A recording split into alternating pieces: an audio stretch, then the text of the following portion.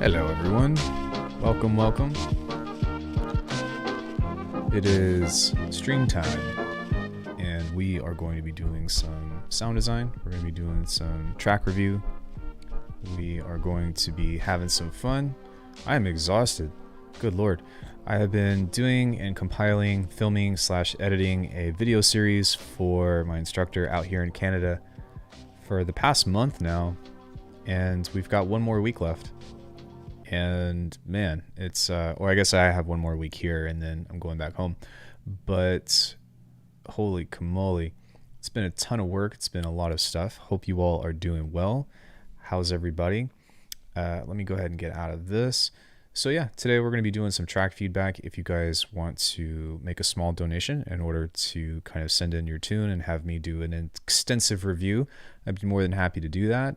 I guess since nobody is in here yet or something, I'm going to go ahead and get into some sound design and just have a little bit of fun. But yeah, hopefully everybody's doing pretty well. I'm kind of just like zoned out just because of all the stuff that we've been doing. I've been getting punched in the face a lot too, so there's also that. I am really into Phase Plant's latest edition called Convolver. I have a recent review on it, and boy is it something special. So today I think that while we wait for some people to come in, if at all, then we're just going to be doing some stuff with that and playing around with some interesting textures and things and coming up with some cool sound design, because that's what we do here. So yeah, if anybody has any questions about anything along the way, then we'll get into doing some of that stuff. I really want to get back into making some music soon, but I've just been so busy. So yeah, let me make sure that sound is coming out of that. I'm pretty sure it is, but let's just double check. Okay.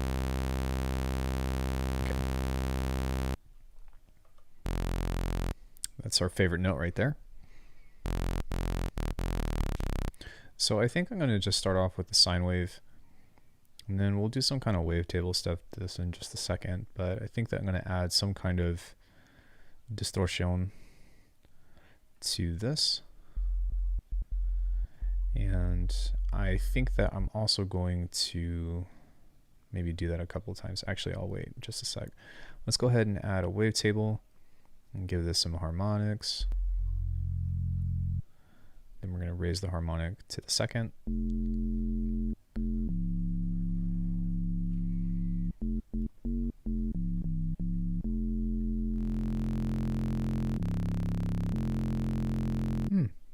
Okay.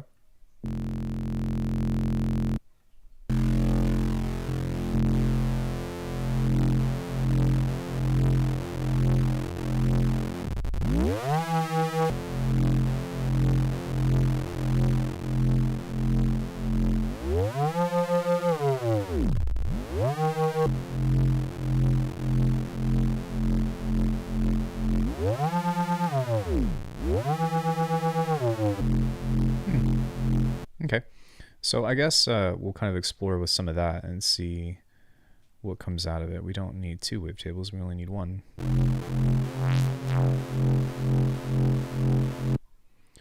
Maybe we can look at some stuff like this. Uncanny Valley. That looks interesting, although a little bit thick.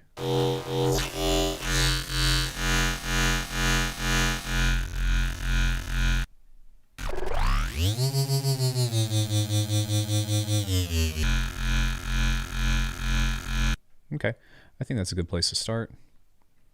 Let's go ahead and add a filter now. I think we'll do it beforehand and just start cutting some stuff out of this.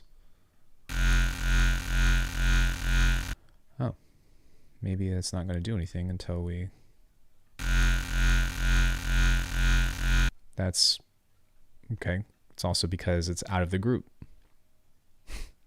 There we go. So let's go ahead and do some stuff like this now, where we are going to modulate this, and we'll just set it there. We're going to set the speed at something kind of like that. Oh crap. Something kind of like that, and then we'll duplicate this. So now every time we create a new randomizer, it's going to set to that macro there. Make sure that that's where it needs to be. And now with this stuff, we are going to set this to macro 1. So that way, whenever this thing is off, it's going to stay right where it's supposed to be. And then whenever we turn that on,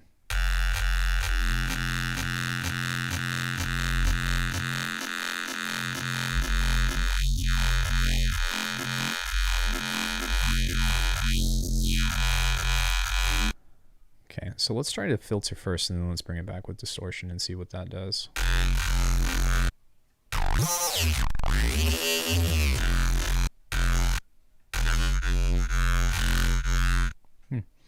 Cool.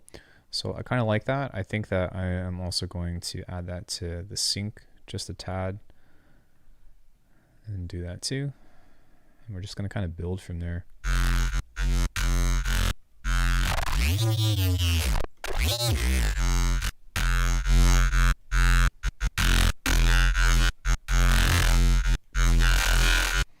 And I think that I am going to duplicate this and move this back over here. And then I think that I'm going to change this into a boosty, kind of like so. And I'm going to take this modulator and instead apply this to the gain, kind of like that. And then I'm going to flip this.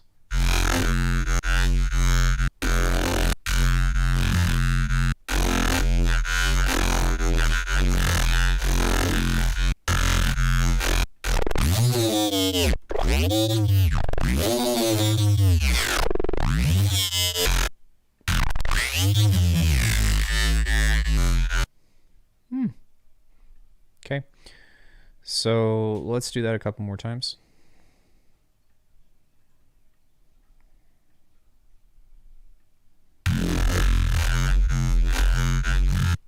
It sounds good to me.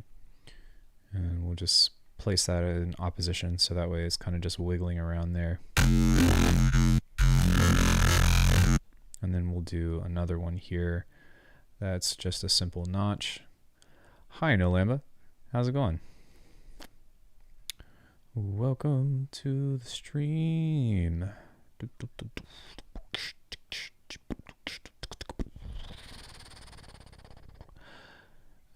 Okay, wait. Hey, long time. Yeah, it's I've been pretty busy. I've been in Canada. So apologies for not being here. There we go.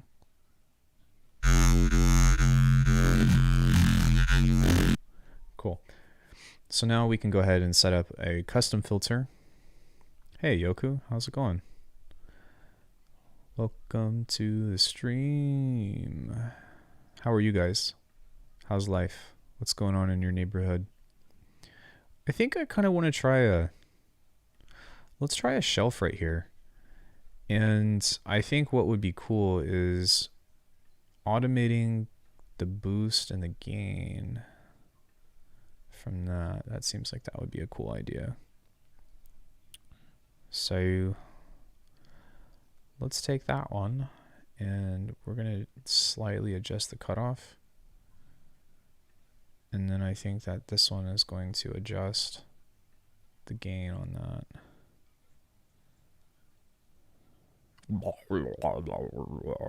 Maybe not that much though. That's quite a bit. Today I bought Native Instruments Complete 13. Dope. How are you liking it? What are your initial thoughts? Just a bit. There we go. And then on this one, we're going to grab the cutoff there to kind of pit that against.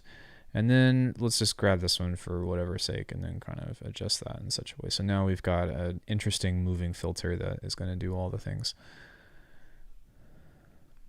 Sick. You found some deals to get 38% off? Dope, man. Great. That's amazing. That's amazing. Okay. So now we can turn that off. What? Okay. Turn that off. So now we are working with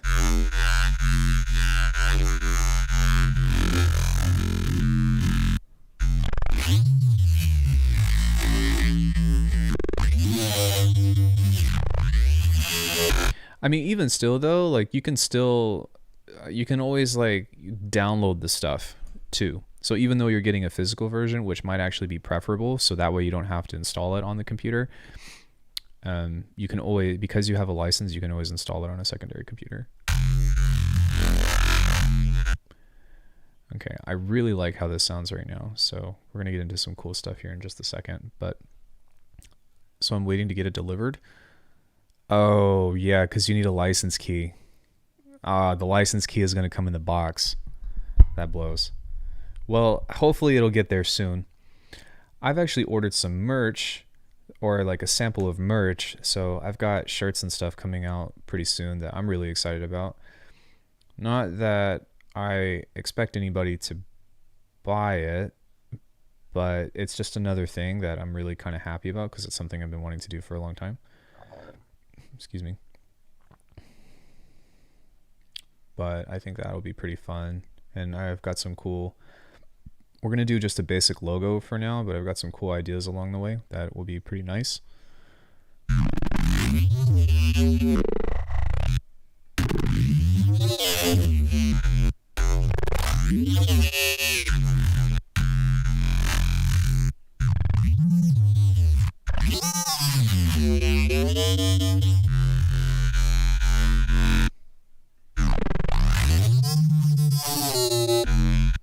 That is not making that move faster than I want it to. So we're going to kind of dial this in a bit and see if we can get something interesting.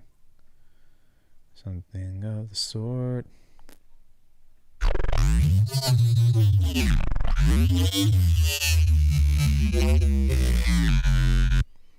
That sounds much better.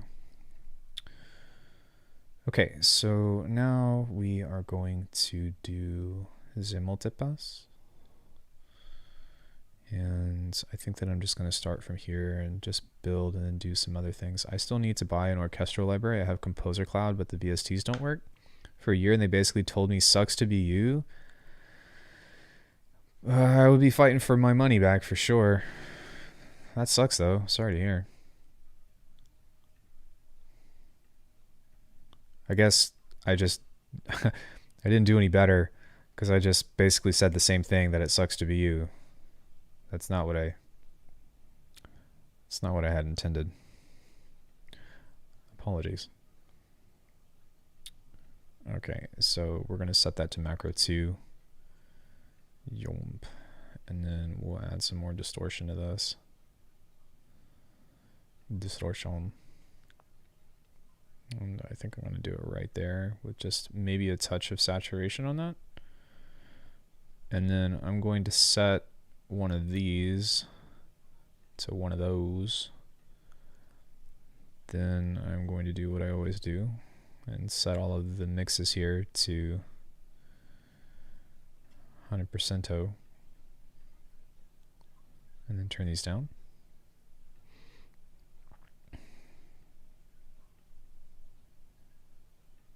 Then grab this one, set macro 1 on, so that's our mix.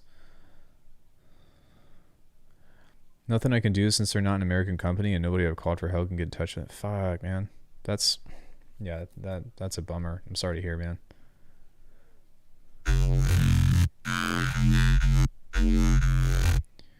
Fucking assholes. But, you know, to be honest though, like most of the experiences that I've had have not been, they haven't been that bad, even with foreign companies. Do I want to? Yeah, I think I want to do this instead. Because I'm going to blow this up pretty harshly, so. Just dropping to say hi. I got a dip now. Okay, Marco. Hi, bye. Try Spitfire Labs. It's free with amazing orchestral samples. Hi, Navi. Welcome to the stream. Welcome to the stream.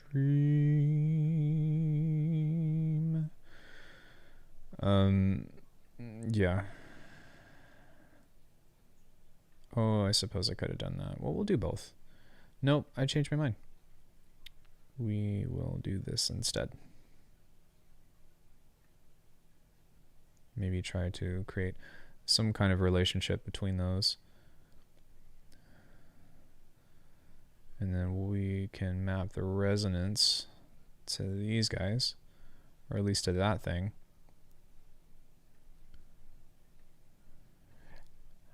How does it all link?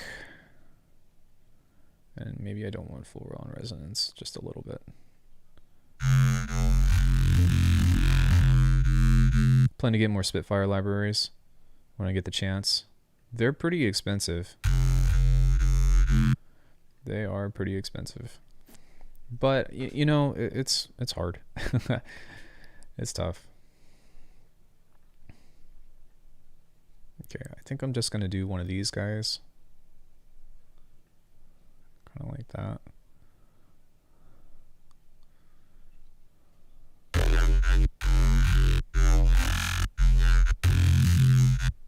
That sounds pretty cool. Then maybe I will...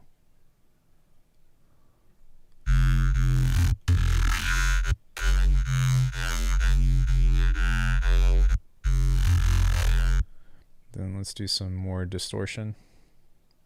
I think I'm going to distort and then turn it down this time.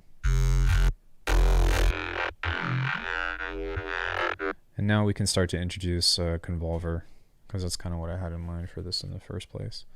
Hi Alckemy, I'm curious how you make basses more slurpy, wet, and organic sounding.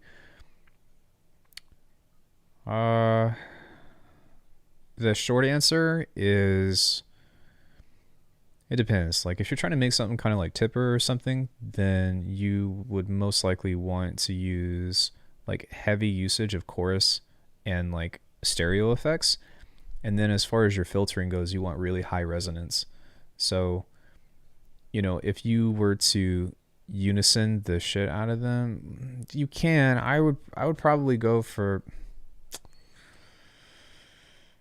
That will be more, yeah, there's a lot of different ways to apply unison, but I would go for something like this, and like this is just the easiest thing that you can do. So you see how, I mean, that's borderline shrieky, but just doing a low pass filter with high resonance automatically kind of shapes that into, you know,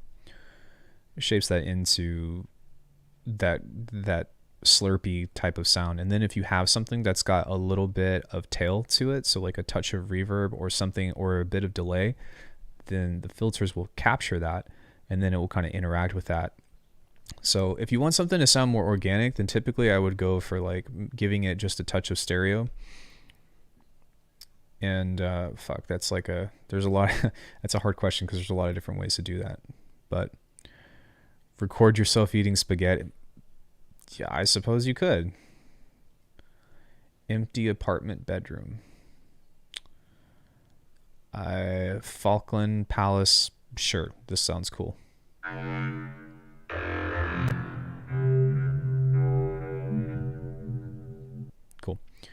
So we will introduce this here now and see what that does. I wonder what would happen if we send that through the distortion though. That sounds way cooler to me. And we can add just a little bit of fuzz here.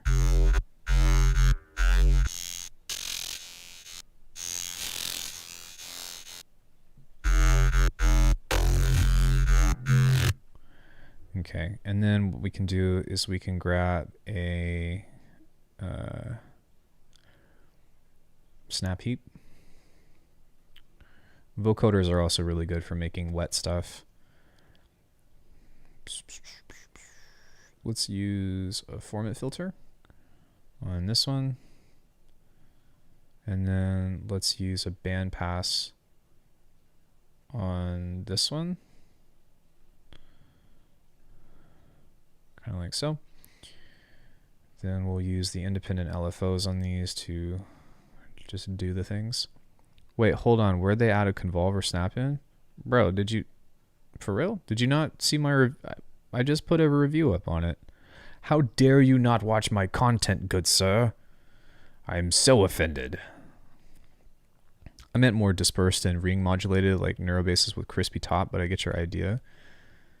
Well, okay, so you have to keep in mind that like I'm only... I can only interpret like what you say, right, through your text, so...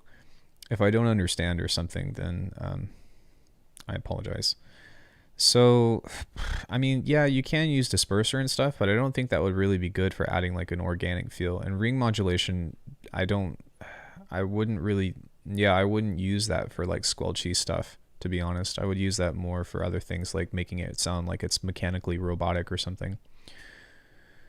Which, you know, definitely has its uses and stuff, but I'm going to set this to parallel, and then I am going to add this, and this, and then this, and this.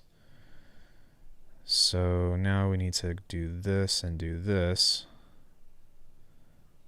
There we go. So now we can alternate those in between with a single macro, and then we can go and grab something like that and move that back and forth.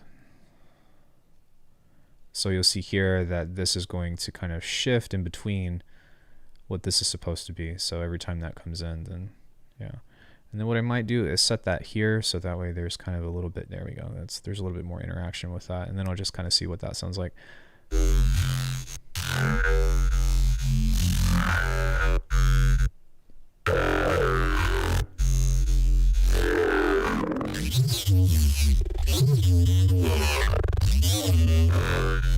Okay, it's not quite where I want it, but that's not a bad start. Multipass, favorites. Nope, this is the one I want.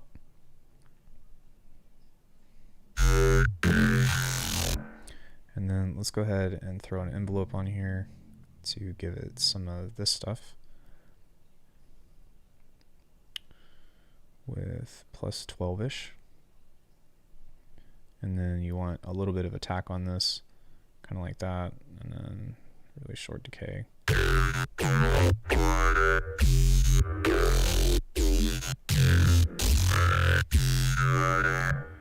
Please, Alck, do this when I have more money, please. It's okay. Nobody's taking me up on it. So this is kind of just turning into a sound design thing anyways. It's all right.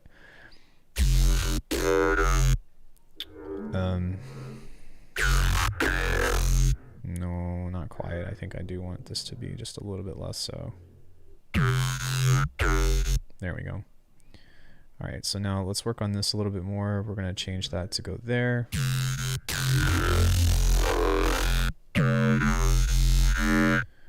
And then do I want to keep going with filters and such or no? I don't. Yeah, I kind of want to keep this relatively clean as of now. So what I'll do instead is add in another multipass like this. And then we are going to go filter verb. But instead of using, actually we'll probably use both. I think that would be cool. So yeah, we'll use a convolver on that and see what comes about. Doesn't really matter what it is. I like the chapel center, but I'm kind of like sketch because that makes that crash sometimes, but we're gonna go with old church because it fits the aesthetic of the channel. It sounds a bit bright and gritty. Can you make it darker and warmer? If I wanted to, sure. Just you gotta just let me do my thing though. Otherwise you become somebody that tries to become a cook in my kitchen, which is okay sometimes, but just let me do my thing. Trust me. Trust me, my guy.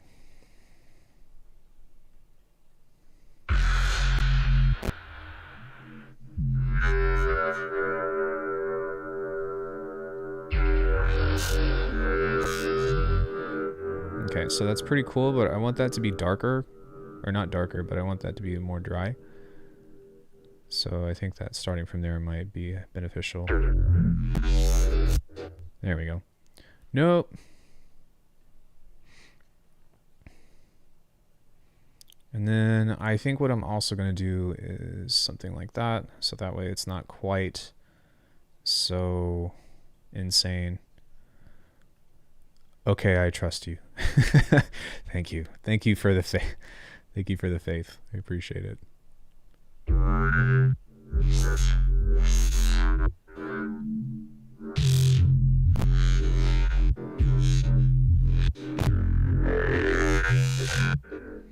Okay, so one more thing that I'm going to do right here is I'm actually going to cut. Actually, I lied. I think I'm just going to do it right here.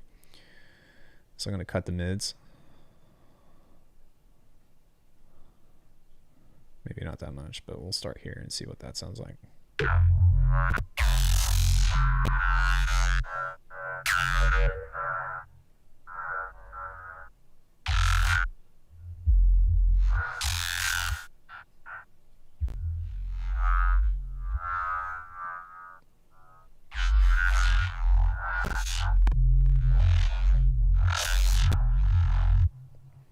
Okay. Now we can add the other filter verb here.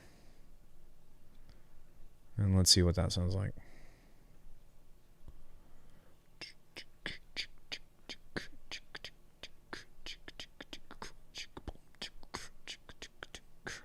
Okay.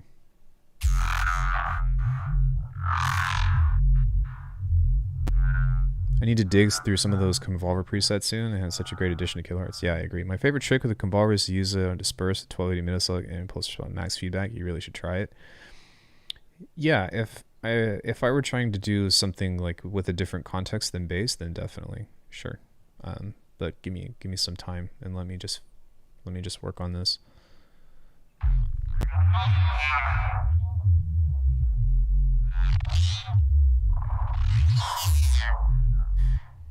Okay, so I do think that maybe not keeping this where it needs to be, but maybe just here. And then we can apply a modulator to it. Kind of like so. And then we'll add another thing here to where that's not on, then it'll be there.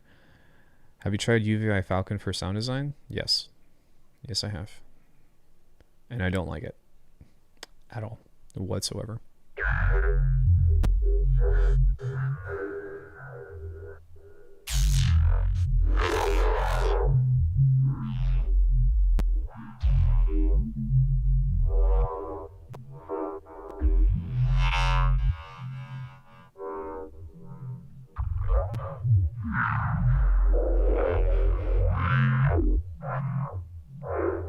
Cool.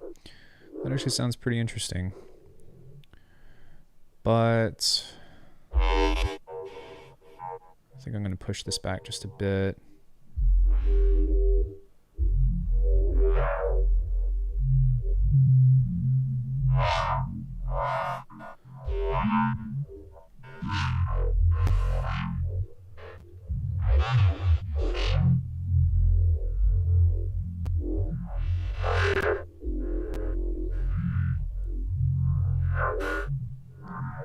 Maybe try a different a different wavetable. What have I used before? Neuron is pretty cool if it's basic enough.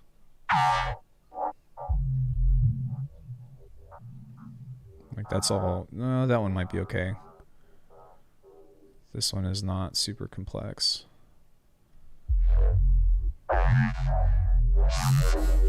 There we go.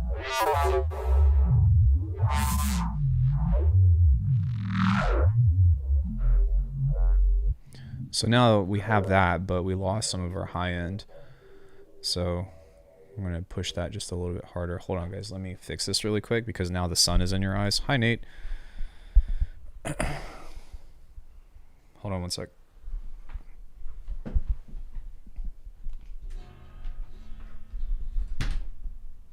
Something fell.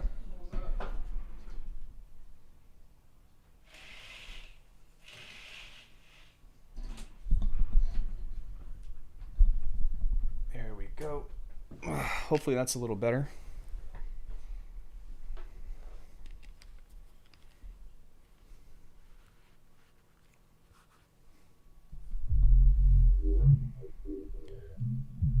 Let's see what this sounds like with a saw wave.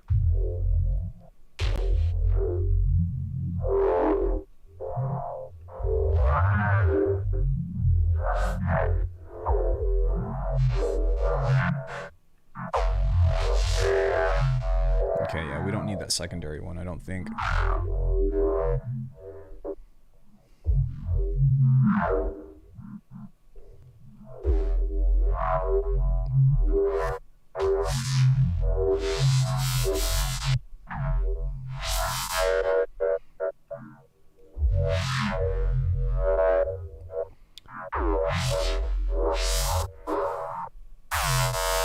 Okay, so now that we have something kind of like that,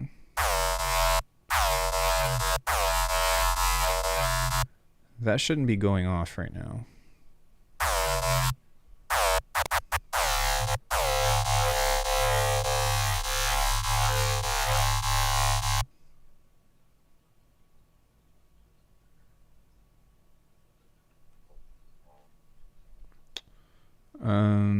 That's odd. Randomizer.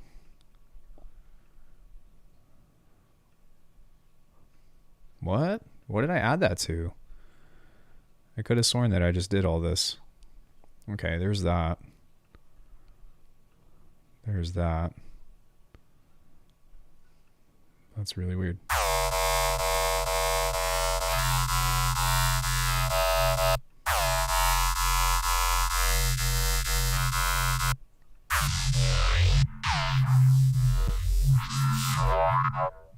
Okay, that's a little cooler. For this bass sound, I would probably add sidechained ring modulator with -1 side for a nice low rumble.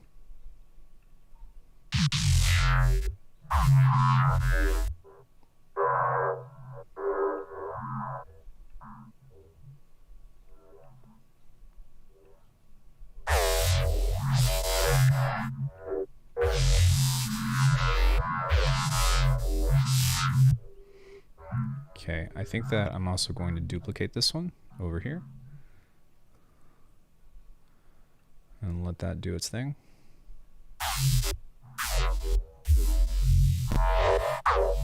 And I think that I'm actually going to change this one into, I'm going to cut that off and then I'm going to add another notch right there. All the same modulators are there, which is great, except I'm also going to add another, here, how are we doing here? Yeah, we're okay. I'm going to add another thing to the resonance right here.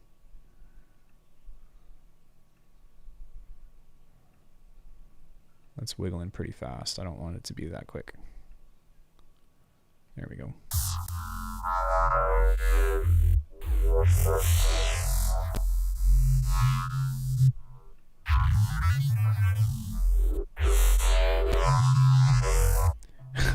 The EQ is just like blah, blah, blah.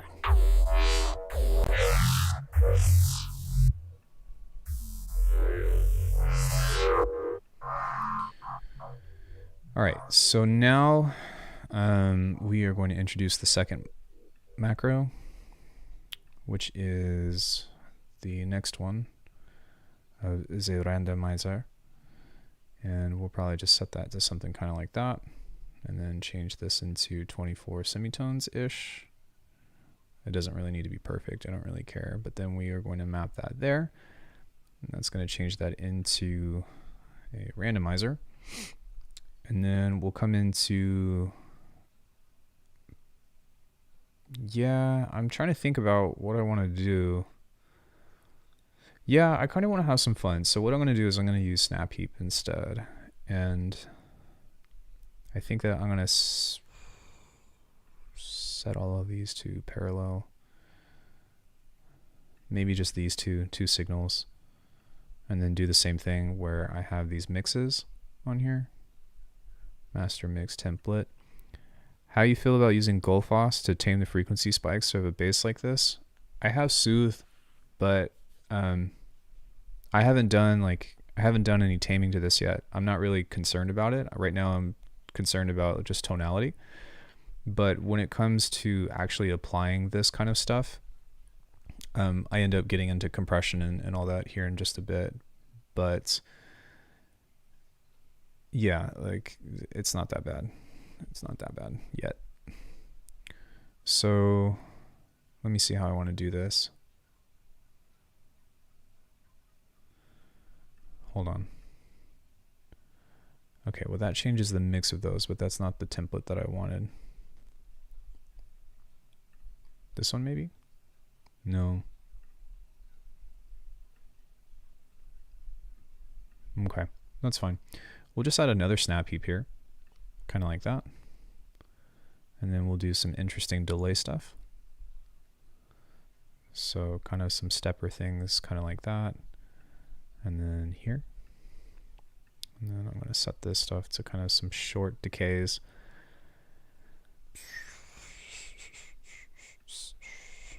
Something kind of like that. And then let's do the other one. I don't really care about the rate right now. It's more of just getting some interesting stuff. Then we will send that through a convolver. I'm going to set that to reverse. And then let's try... Okay. Let's try nuclear reactor hull, because that sounds pretty badass. Then we will add a chorus with 0 spread. Kind of like so. And then we'll change the rate up, set that to here. And then what I think I'm going to do is put this one in particular through a bandpass. So we'll add some distortion to that here in just a second. But from having that, we can modulate kind of the low end of that, like so.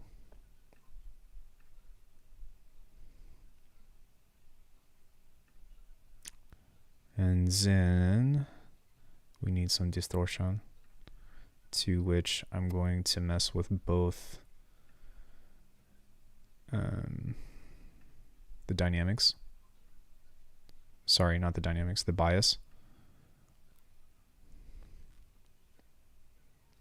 So that way it's going to focus on the high frequencies and the low frequencies, and then I'm also going to mess with the drive a bit, but not too much, maybe just kind of like that. Let's see what that sounds like. The other thing that I need to do is to map macro 2 with the master mix, and then I'm going to turn this off and see what that sounds like on its own for now.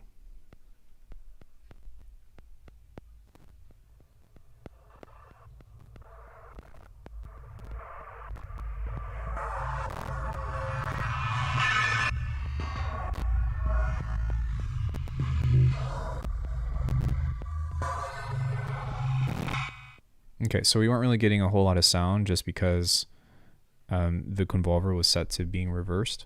So we're going to move that back a little bit. There we go.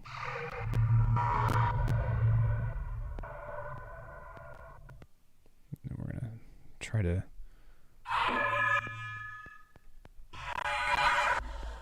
If only you could modulate this. This would be so cool.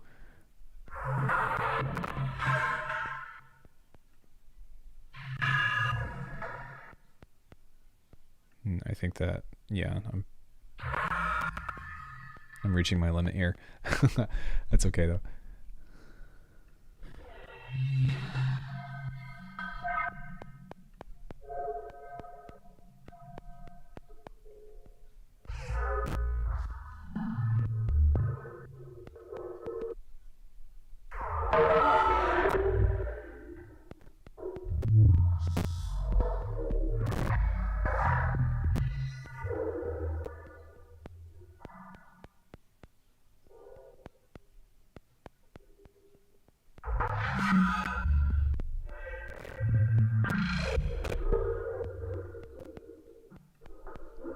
Sweet. Yeah, CPU's unhappy. Which is pretty rare. That almost never happens with this, but that's all right.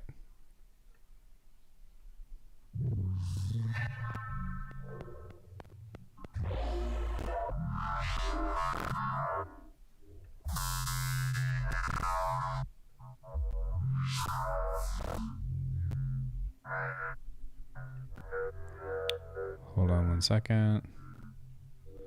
Let me see what this is doing. Oh, this is at 40% CPU. Why is that taking so much?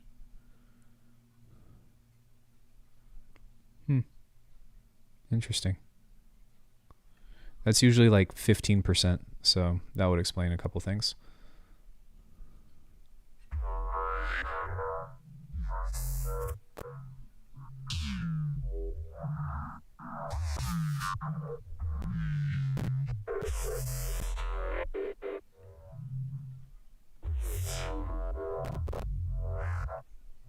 Okay, so now that we have pretty much crushed this, we can pull the output gain up.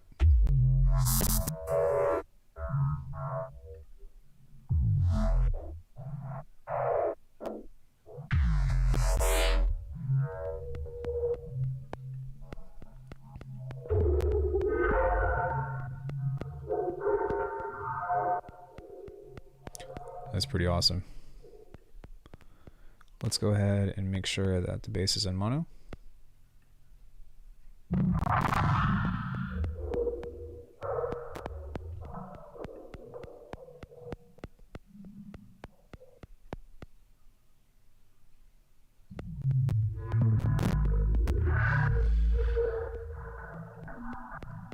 Dope. We'll call this chamber. Yeah. For some reason, Streamlabs is going ham on me, which is pretty abnormal. Lol. Let's see. What happens if I turn this off?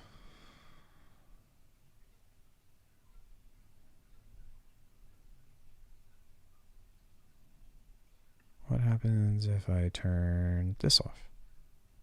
What happens if I turn this off?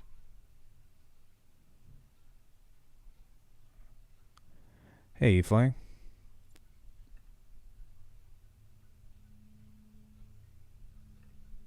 Okay. It's the display capture.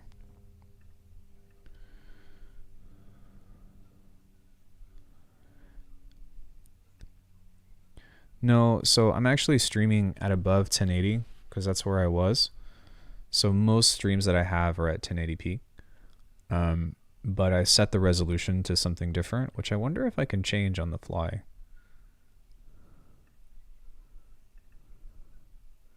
.250, yeah. So look, that's my output resolution. So I'm gonna try, what is it, 1920 by 1080. Let's see if that helps at all.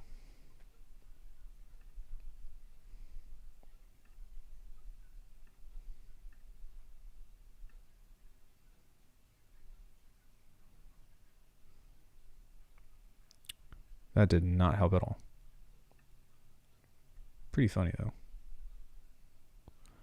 But what am I, hold on, what am I streaming at? So, oh, I can't change it when I'm live. Okay, so I'll fix that when I'm off stream. Hold on 1 second, I'm gonna change the video back to, what was that? 2560 by 1600. I think that's 2K. Yeah, that looks about right. Okay. Ahoy. Look at that. All right, that's cool.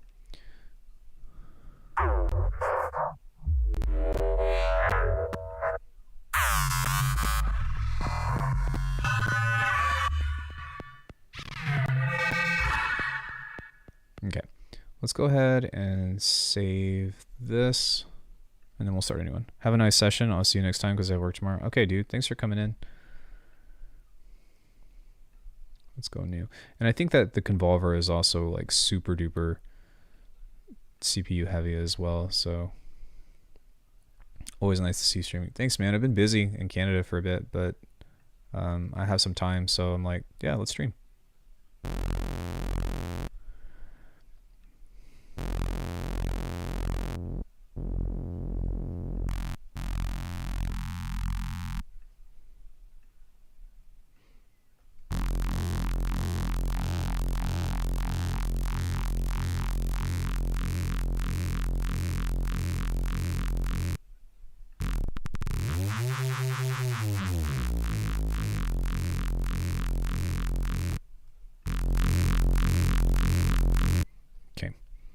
Now that we've got something kind of like that, we're going to build around that. So we will use one of these guys. Grab a random.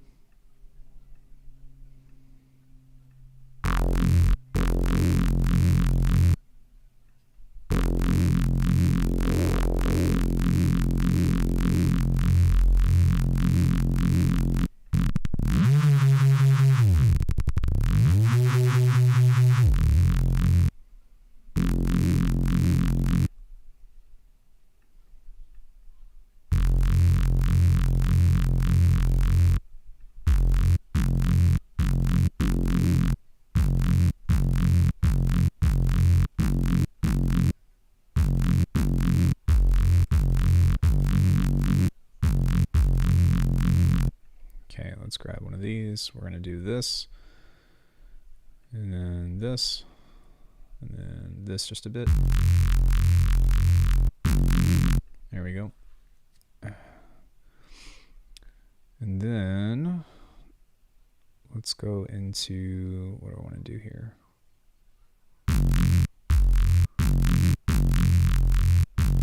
Okay, now let's go ahead and grab snap heap. We're going to get into some formant filtering.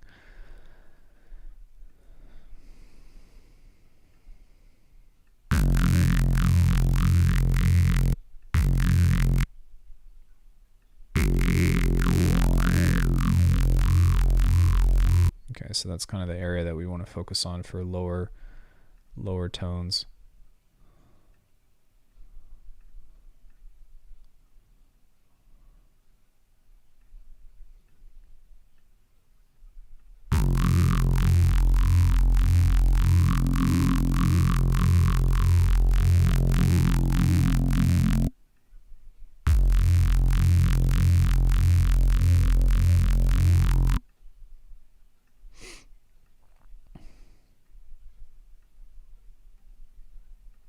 So we're going to do one cut and then one boost. Oink.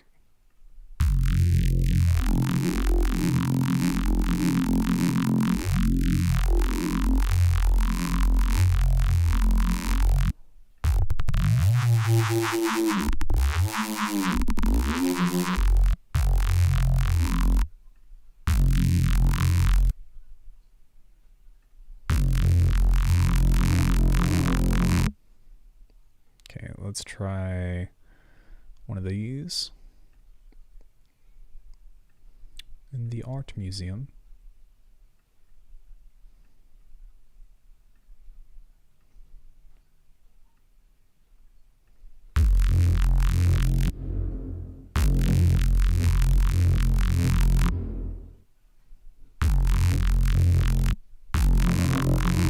Okay, I'm gonna wait on that actually, just because Soul Steel! Yo, someone just subscribed. Thank you so much. I'm gonna wait just because I'm gonna split this up and change these into different things, but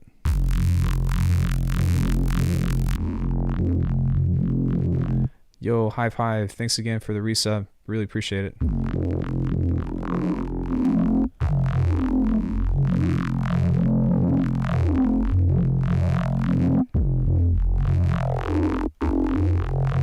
Okay, that sounds pretty awesome. So let's go ahead and keep rolling with that.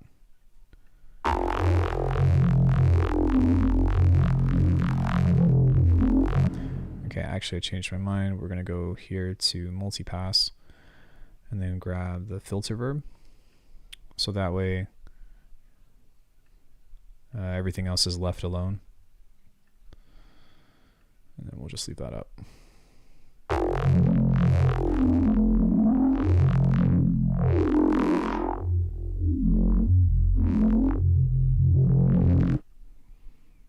Okay, and then we'll go here, here, here, here.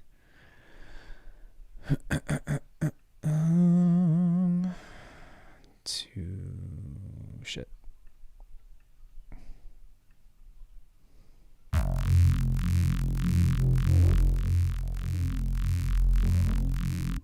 There we go. So now whenever the mix is being modulated or randomized, that's not going to be touched. So you can go like this.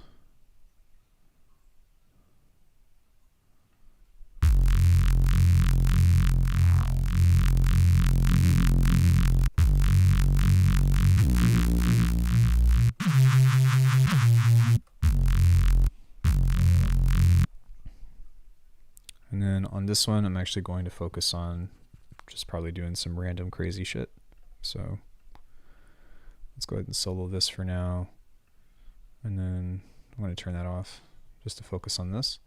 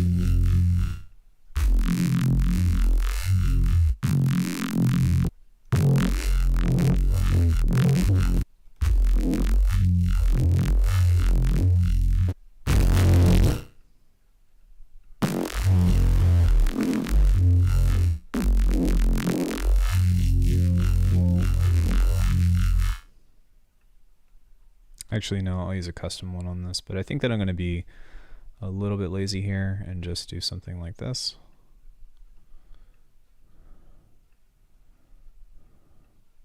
This is kind of like my favorite shape that I like to make when I don't feel like doing super crazy filtering. And then you can just change the offset kind of like that. So I wanted to focus more so on some of the low stuff. Do you know if the convolver is part of the $10 a month plan? It should be. Yeah, I think it is.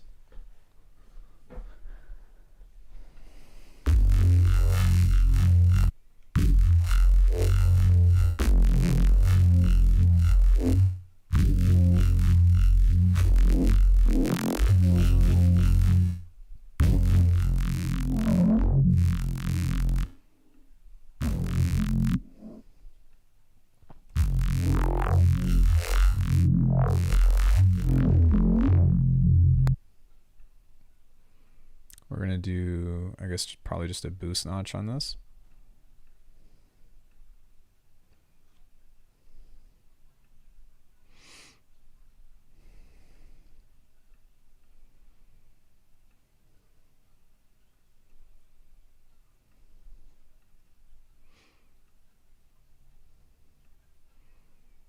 And then we'll add a third one here.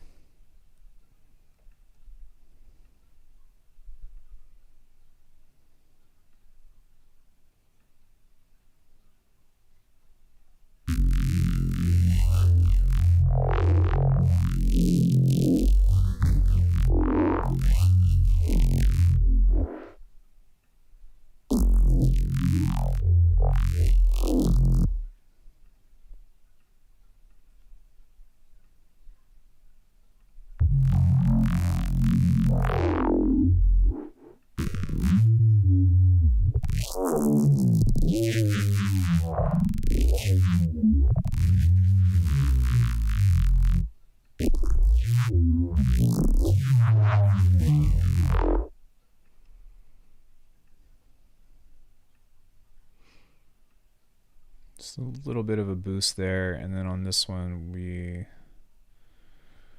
going to do the same thing with this, where we map these to a macro. Normally, like, I have a mix on these, but I'm being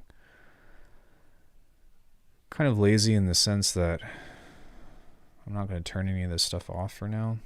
I'll turn the other generative stuff on and off though, but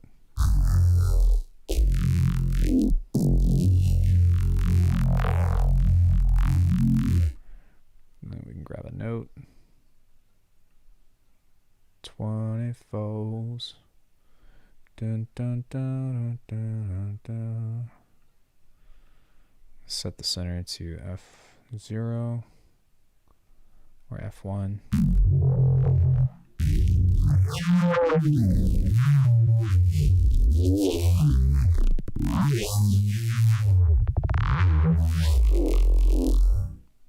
Pretty cool. We need a multipass now. Just gonna put some OTT on that.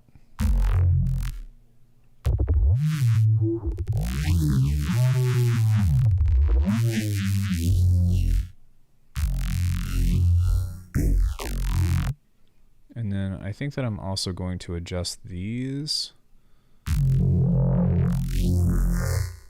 There we go. That sounds way cooler. So I think what we'll do is take the opposite ones and just mess with the feedback a bit, so that way it's not going to sound so metallic.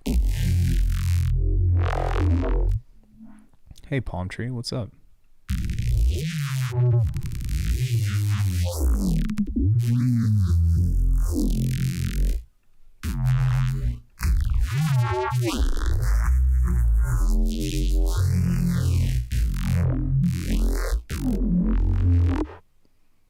Dynamics, crush it.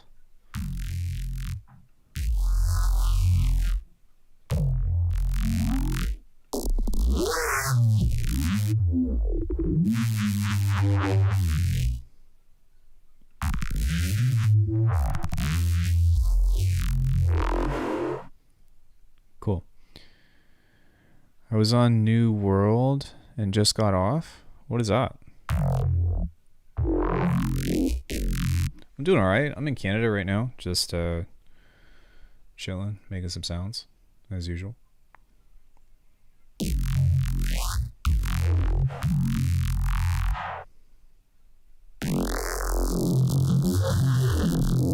No, I don't think I want to do that. Game from Amazon? Oh, okay, cool. I've been playing Metroid Dread. Well, I've been trying to play Metroid Dread. I almost never have the time to at the moment, just because I've been doing all the filming things. MMORPG. Oh, I heard that was actually really cool.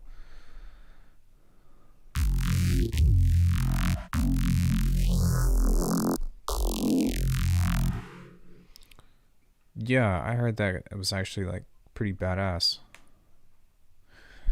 Well, here's a thought. I suppose I could do that. Sorry, something's in my eye. No, okay, so I was thinking that I could use a single snap heap on the left to do like neuro stuff, and then on the right to do the generative stuff, but the problem is that we're still in version 1.8, and I remember running into some issues of like overriding macros, because you can't turn, yeah, and I don't want those to be individual anyways. Forget I said anything.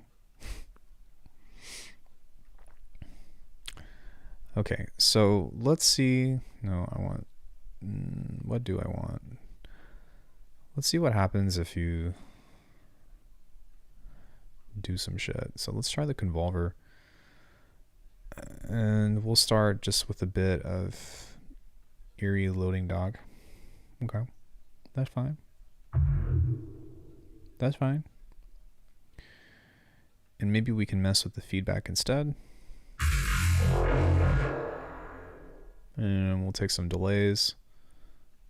And we're going to subtly change that. And the reason why is because if you do it too much, then it makes it jump cut, and that's really annoying.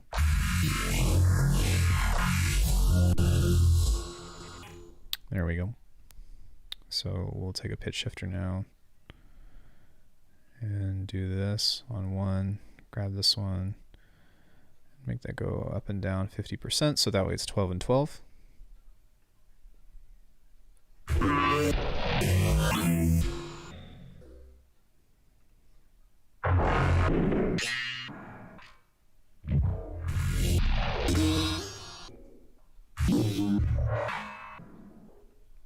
Okay. I like where this is going.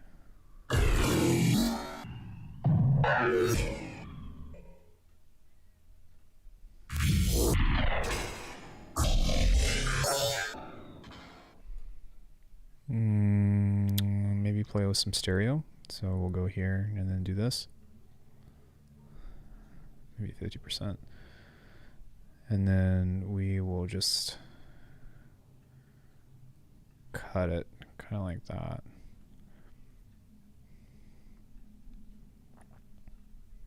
Let's add another delay. Go into ping pong.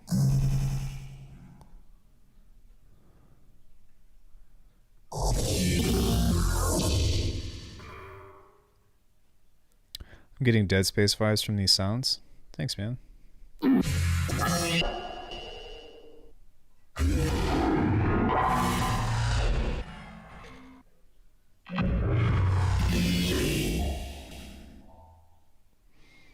Okay, so now I want, just for funsies,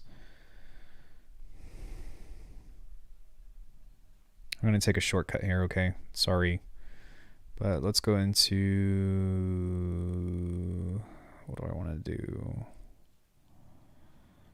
Let's go to something like this one. And then I'm going to turn off all the stereo effects if there are any. There's one.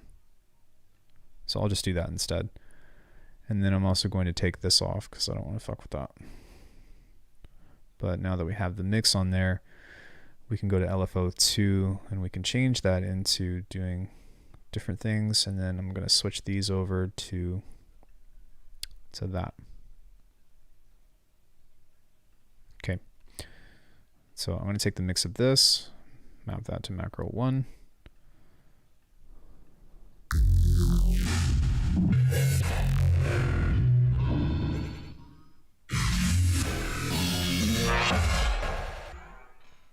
Then I'm going to map this to macro 1.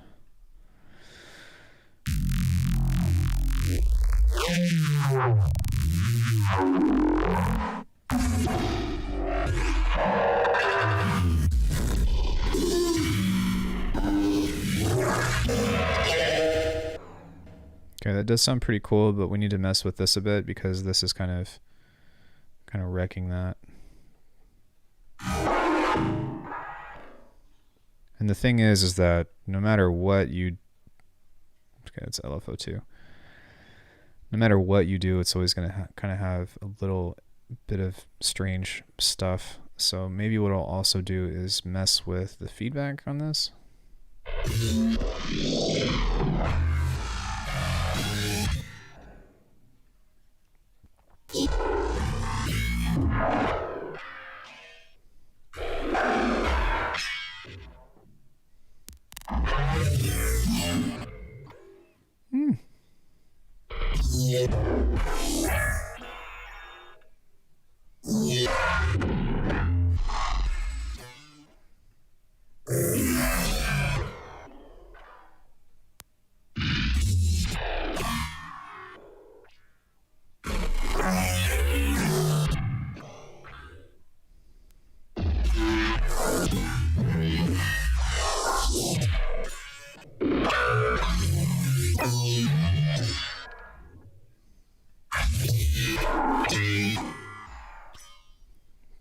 Cool.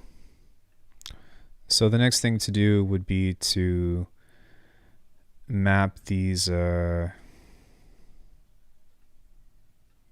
the speed of these to these. and map the speed of whatever's in this. Oh, nothing's in this. Okay, I can delete that then. Map the speed of this into the same thing. Oh, I did already. Great. So now hopefully these will react with each other whenever you mess with that. So if you turn that off, you got your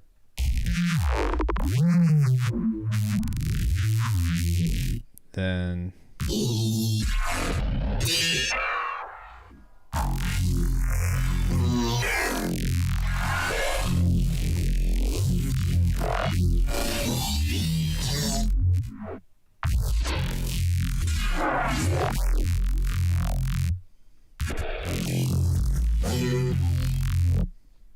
cool. So now I think I'm going to add one more interesting thing to this. We're going to go filter verb. And then we're going to try a convolver on this. Maybe a couple, depending on what we get.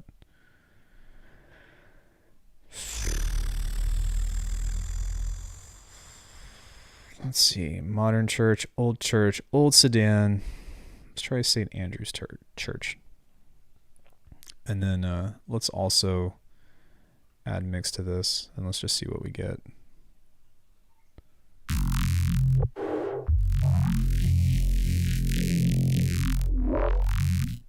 Oh, this needs to be turned on. So we can map that to the same thing like that and pull that down.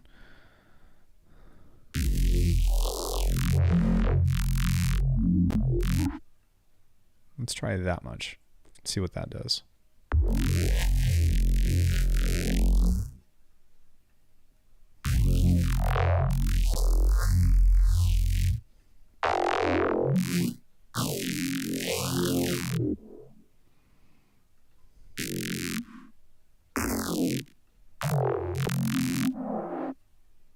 Okay, well, some of those sounds are...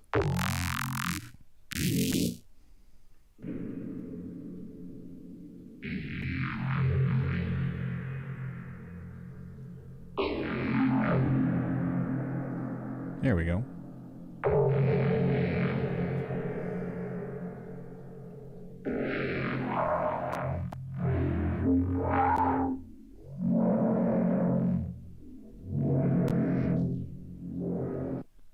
Cool.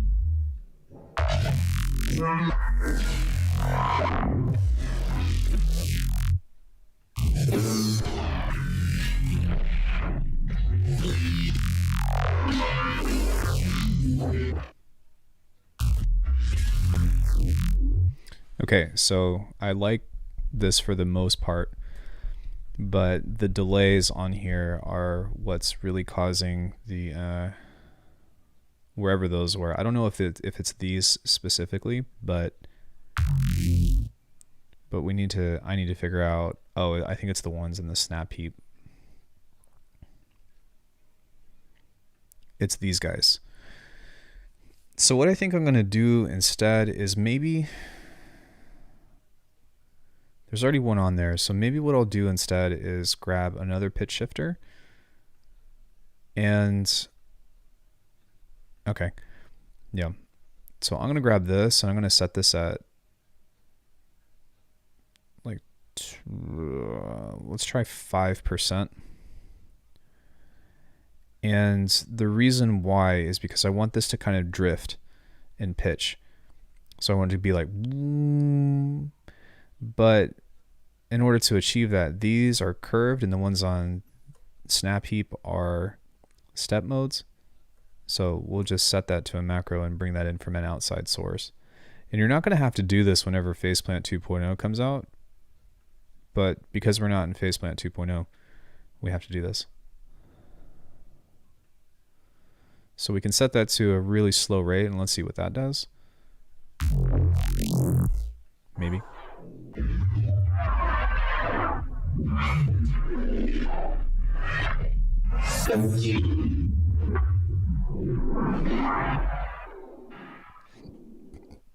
Cool.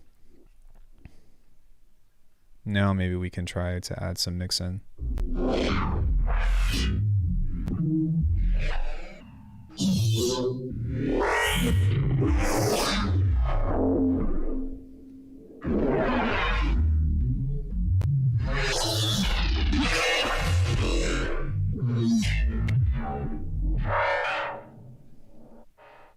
Not bad.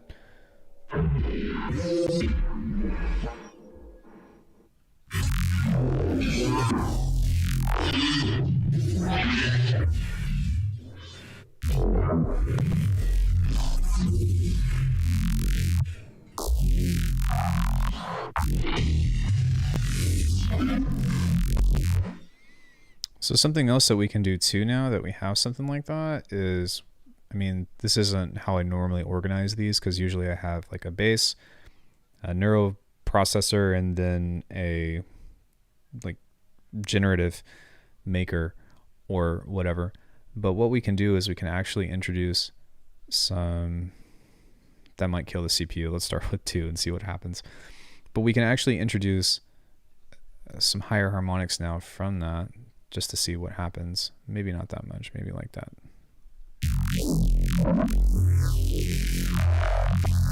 So now you can hear that on the top end, you're getting more stereo information whenever the group comes in.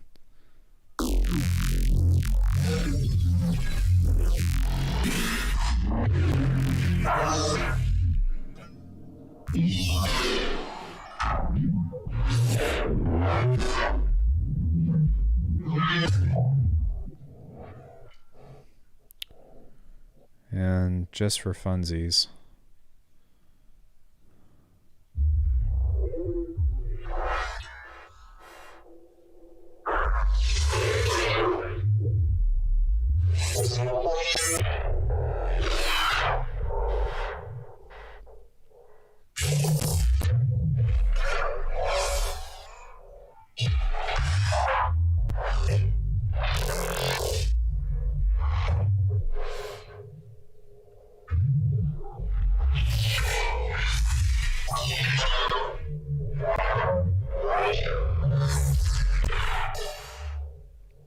yeah, pretty happy with that. We'll call it Dead Space.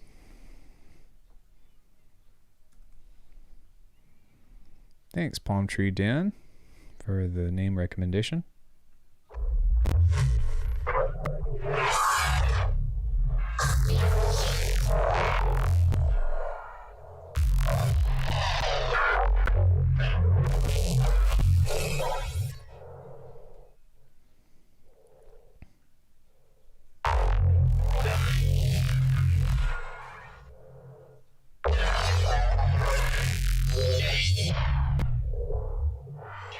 And it's cool too because obviously the note of what you play will decide how fast this goes, but even just messing with this normally is still pretty interesting.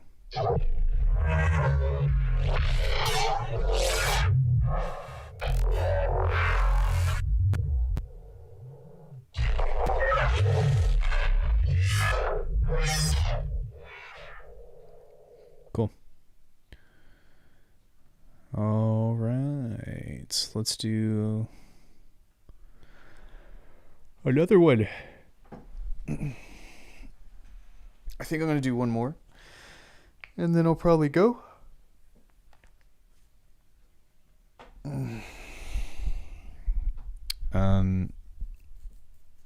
Just because it's 6 o'clock. So, oh no, I've got about an hour. Yeah, I've got time. We'll see.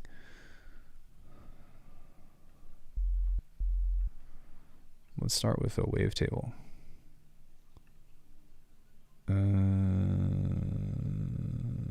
Let's try. No, I don't remember liking these.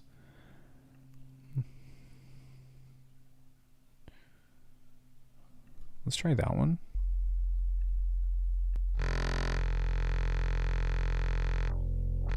Actually, yeah, that's not bad.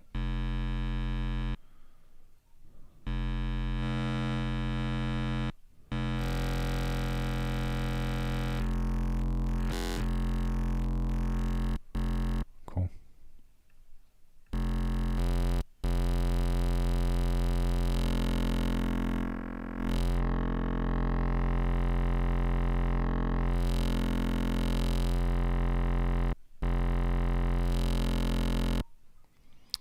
Hey Alk, it's been a while since I caught a live stream. How's the maple syrup up there? I actually haven't had any syrup from here, but that doesn't sound bad.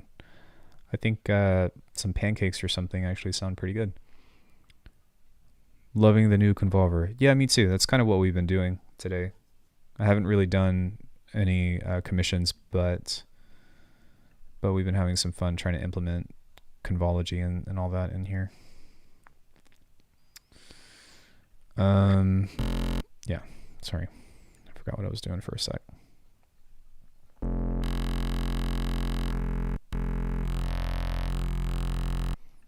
Okay, we're gonna throw a note on here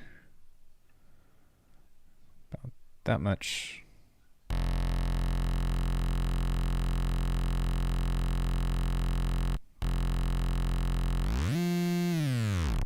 That's too much.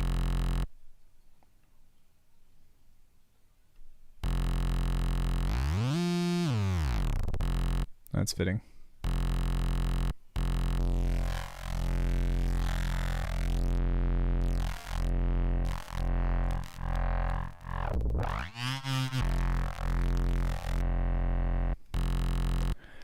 Yeah, I don't... maybe.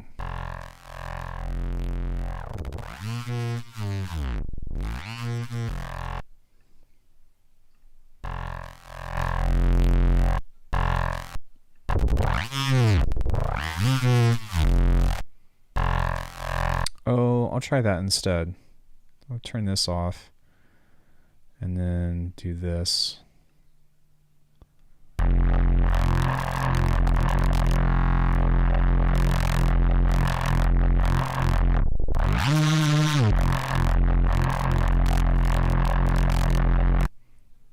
That just sounds like...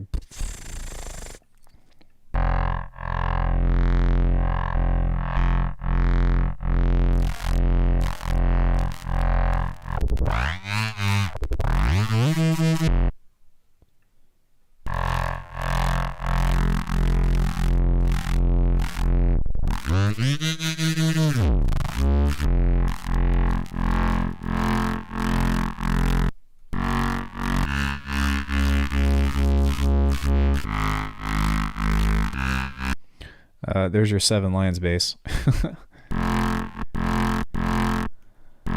That's funny. That stretch function is crazy to use, just like driving samples. Yeah, I know, right? Like, I wish that you could automate that because you get some crazy stuff out of it. But I guess that because of whatever technology they're using, you can't do that. But man, if you could, that'd be pretty sweet. All right, so I do want to try one more thing. I just want to see what would happen if we like slowly insert a saw wave.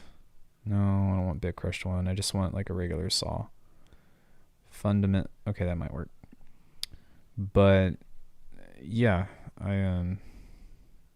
so something kind of like that, but we're gonna put a randomization on that. It's not real-time stretching, I guess. It's not, but it's still cool. And you can kind of like do almost real-time stretching, right? So I think we want the second wavetable, so that way it's gonna kind of shift. Yeah, I like that. That makes that kind of brighter in that way.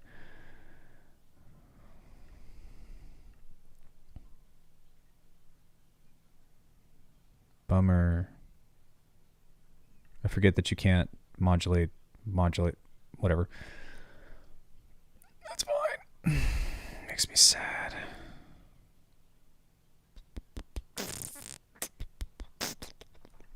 Okay. What was I gonna do?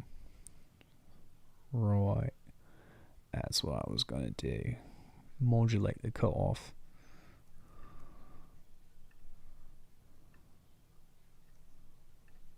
There we go. And that one. And that one.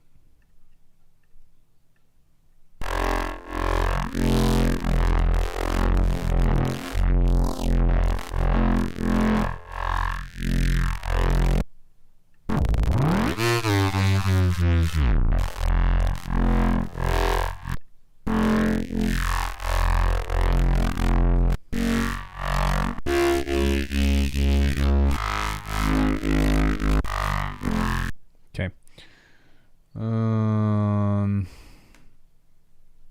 Next up, let's do some crazy distortion.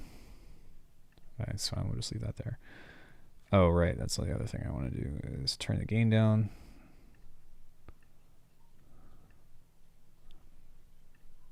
Then we'll get into some slice EQ.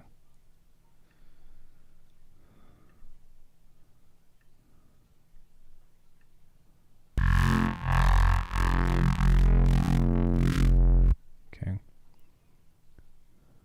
Then we'll get into this, then we'll get into that.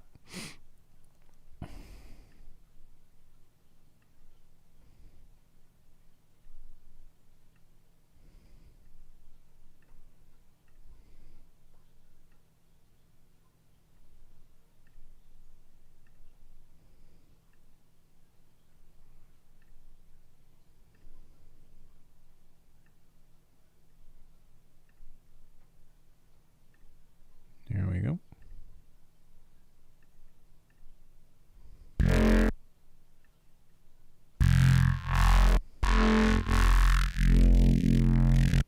And then I think I'm going to add one more because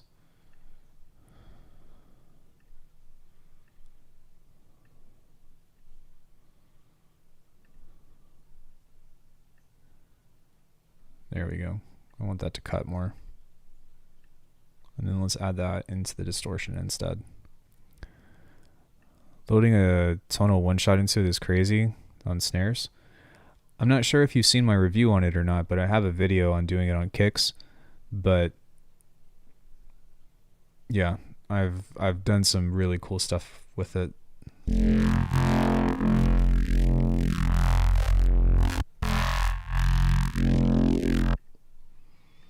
Okay, let's I've been like going really slow with this, so I'm just gonna kind of pick up the pace. I think I was just trying to like explain a bunch of shit to people and try to be all like, how do you say, informative, but at this point go watch my tutorials.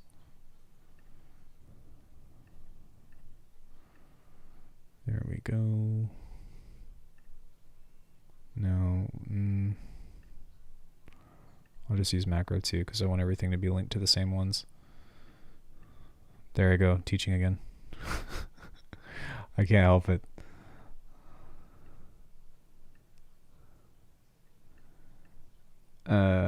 Yeah, actually. Okay. Okay.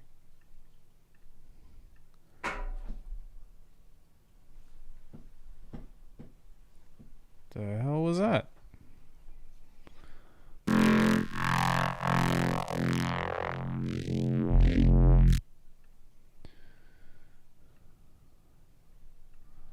Give that some of this.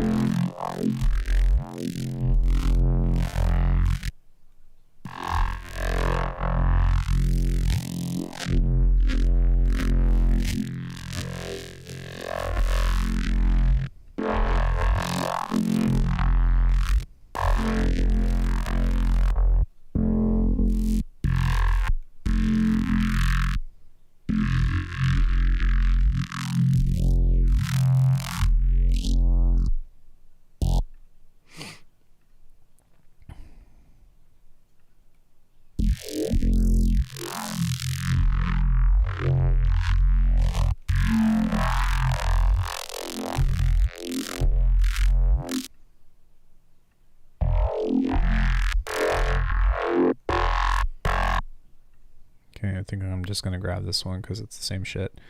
But I'm going to flip this to be the opposite, so that way it's not doing something entirely insane.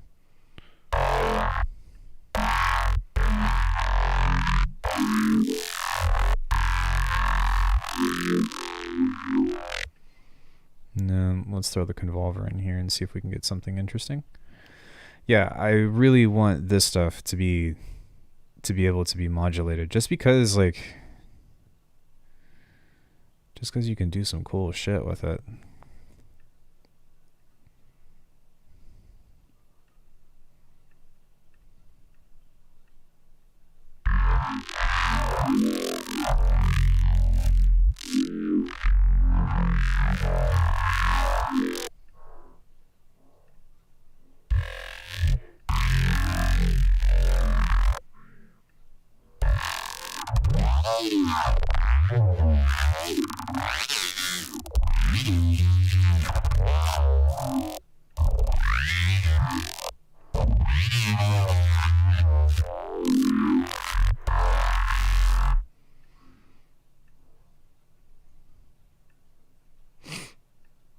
Shit, I'm not there. Third one.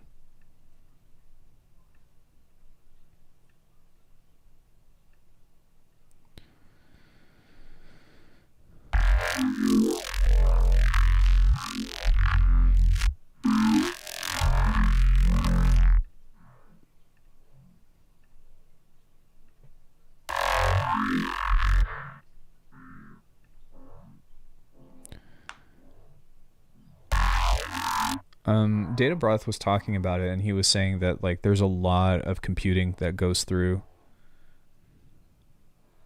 Well, I just lost camera for some reason. I don't know why.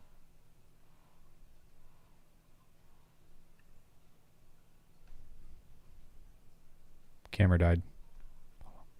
Oh, there's still a still of me though. Just pretend like I'm there. That's funny.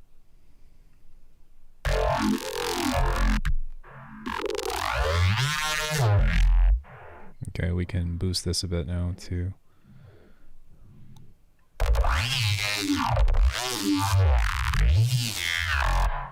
And then I think that I also want to do one more on here where, again, this is just kind of how I set things up and how I like them, but now that they are there, we can do that too.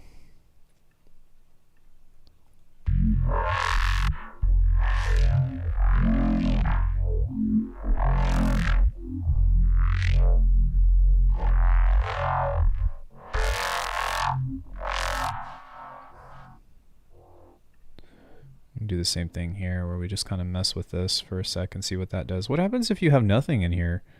Oh, it does nothing. Okay, I was wondering if there was maybe some kind of interesting, I don't know, thingamajigger.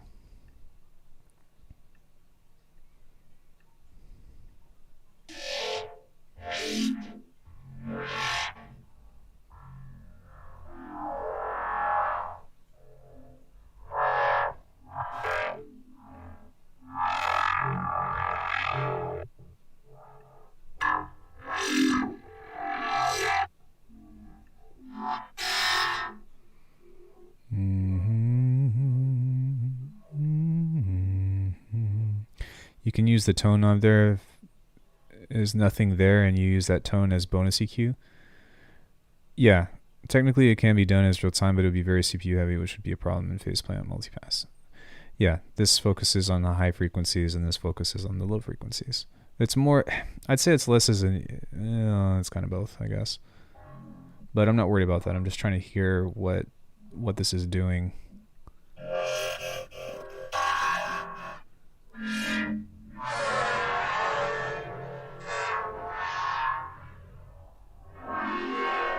There we go. I like that. So now we can, what is modulating this?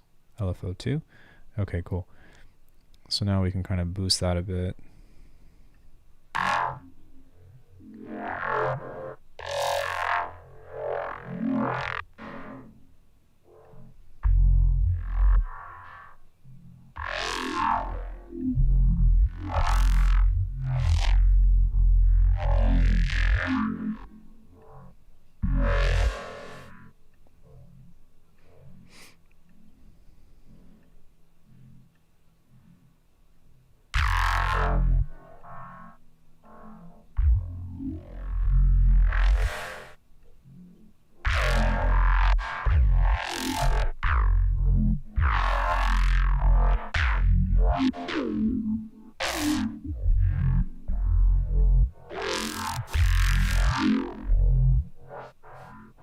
Okay, so now a little bit of speed. And I guess with this, I probably want to set the amount on this as well. Oh, that explains some stuff.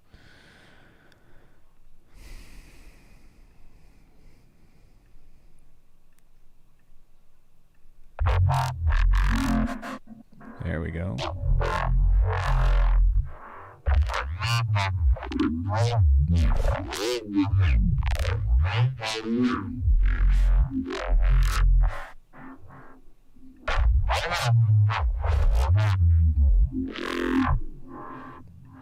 Dope.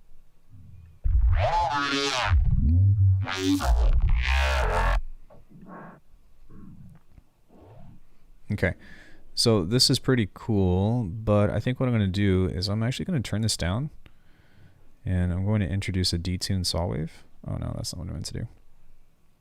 That was what I meant to do.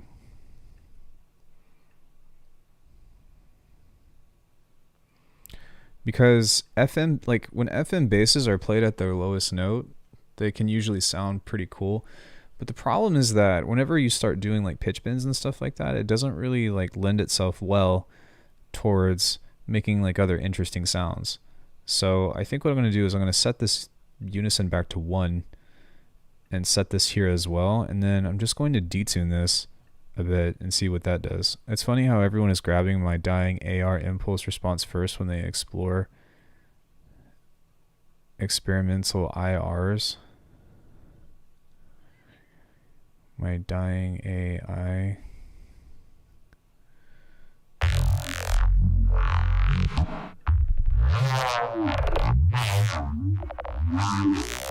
Okay, so now that sounds a lot more monstrous. And now we can kind of explore a bit more with that.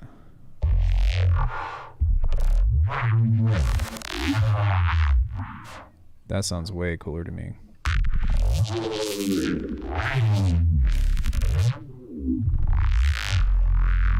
Oh yeah, you do have some presets on here, don't you? I think you do. Now I recognize that name. Yeah, there he is. Look. Sweet.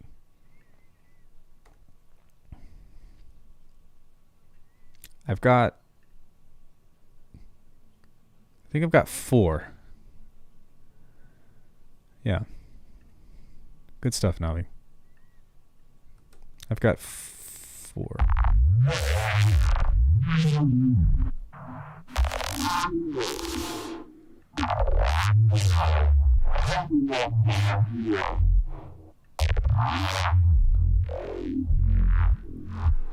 All right, so now that we've got that, dynamics,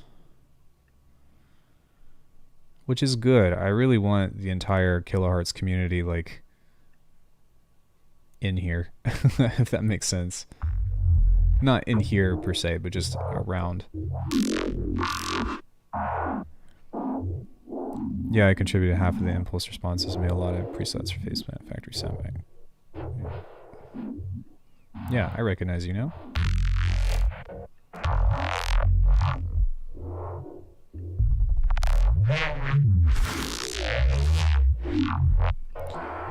Alright, so I think what I'm going to do is pull the note off of this one and instead pull up another one. I forgot that's how I usually do it, but I'm going to grab this here to kind of help control that, and then I'll set the note on this one instead.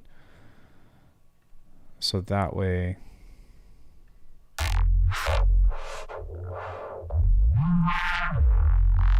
maybe a little bit less, and then I don't need that to be quite as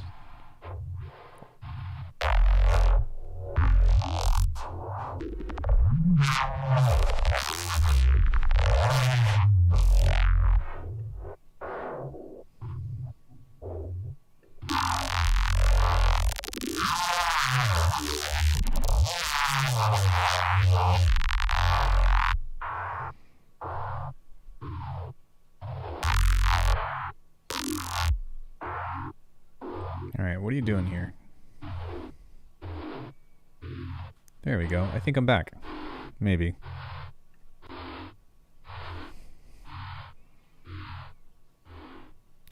Do you plan on releasing those bass presets? Give me just 1 second and I'll show you some stuff that I have released. And actually, I do have, hold on 1 second. Let me turn this off.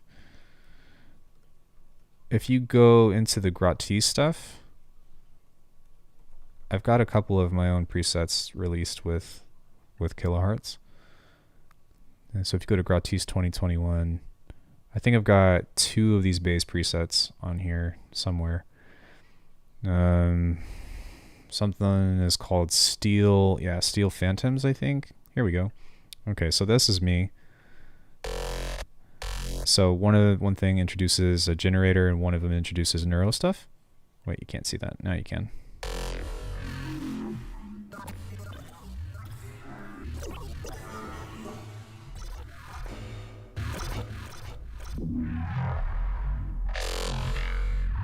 And then there's another one called, I think it had something to do with, yeah, I think it was called Ruby Weapon. There we go. So there's another one here that you can get into.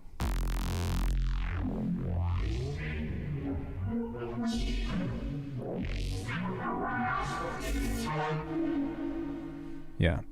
So I pretty much make presets like those, but I've got some for sale on my website. I've got some released with kilohearts, and I've got, yeah, I've been talking with them about doing some more, but you should know, right? With the beta is kind of, they're not ready for the beta yet, so I haven't really done anything, and I'm waiting for a stable version of the beta to come out, so that way I can start making presets for that. But nothing is really final yet. I just like that they're like, hey, do a review on your, review our stuff. And I'm like, okay, because I love doing this. This is obviously my favorite synth, just because you can't do anything. You can't do this stuff in other synths. You just can't.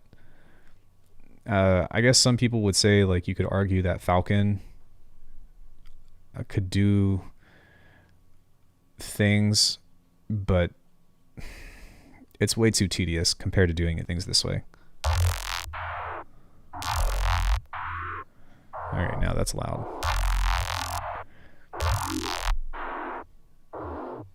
But yeah, I do have some stuff on. If you have the gratis 2-year anniversary pack, then they let me do some factory content for them, and then hopefully with the new version, then I'll have some stuff like this out for them too.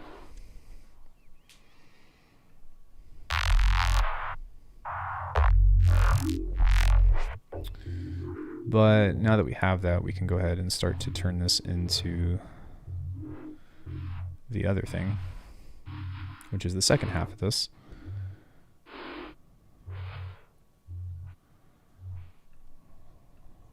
And then we'll do that there. To random.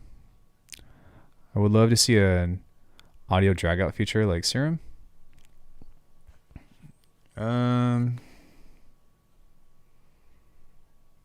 I feel like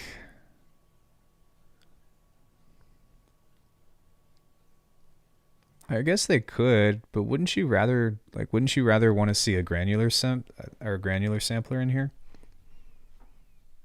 We've talked about, never mind. We've talked about it so much, LA, now that I think about it. We've talked about a wish list of features quite extensively, so okay, so now that we have that, let's go ahead and get into Snap Heap and make some stuff.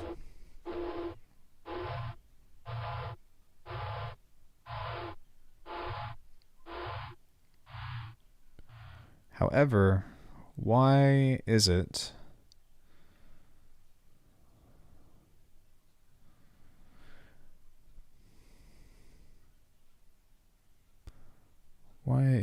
that that is doing that?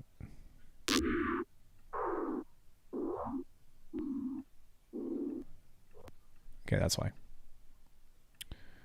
Because of this.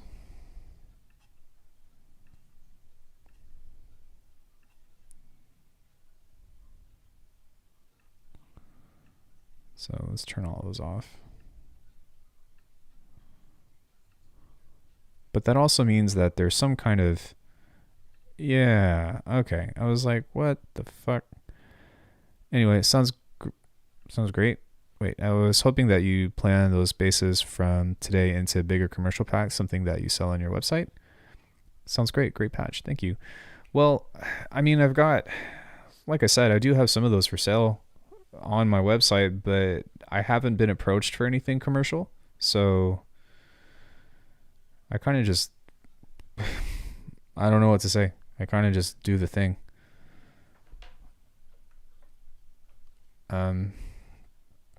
Hit the play button. Bossy. Coming into your stream. No hello. No introduction. Skip the formalities. Play something. It better be dope, or else I'm leaving forever.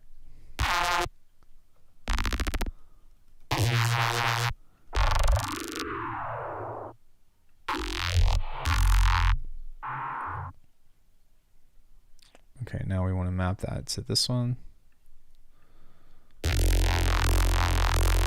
Here we go.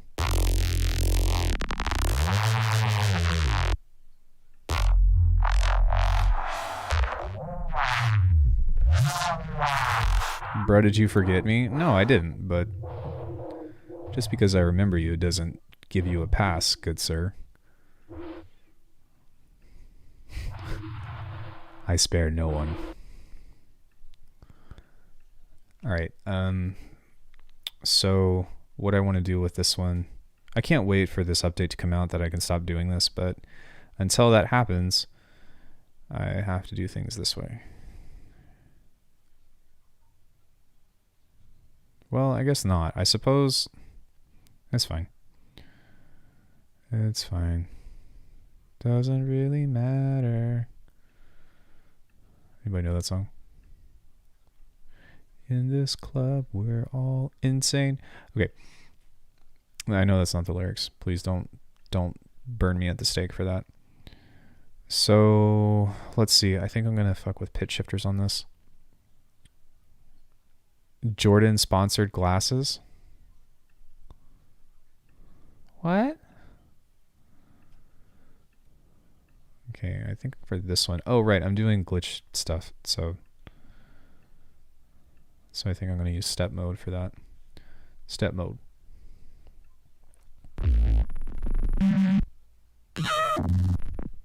Okay, cool. Let's get into... No, I don't want to do a resonator because that's only going to impose a single pitch. Let's get into something from here. Okay. Just a touch.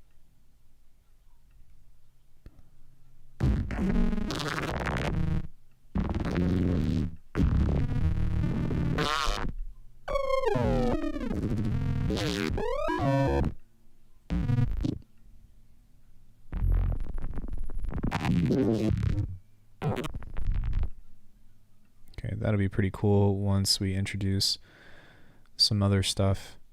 But I'm going to set the macro on here to macro 1. And then close that one.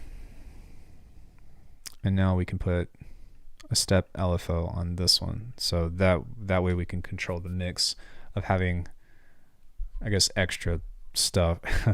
It's extra stuff. Extra stuff within stuff. Where I'm from, there's a commercial that's like, we got stuff, we got all kinds of stuff, and it's like, what? I am going to mess with the rate on this and set the delay to be really short and turn the spread down, because that way you're going to get some cool,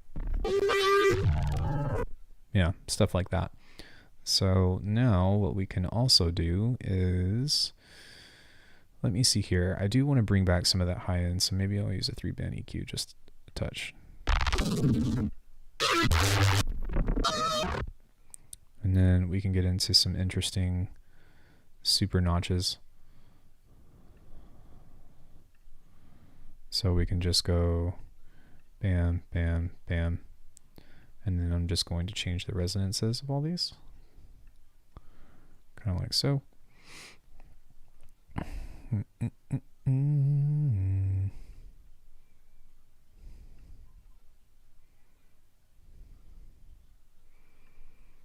And then we can use that one to do do some other stuff, kind of like that. But that's also going to be in step mode.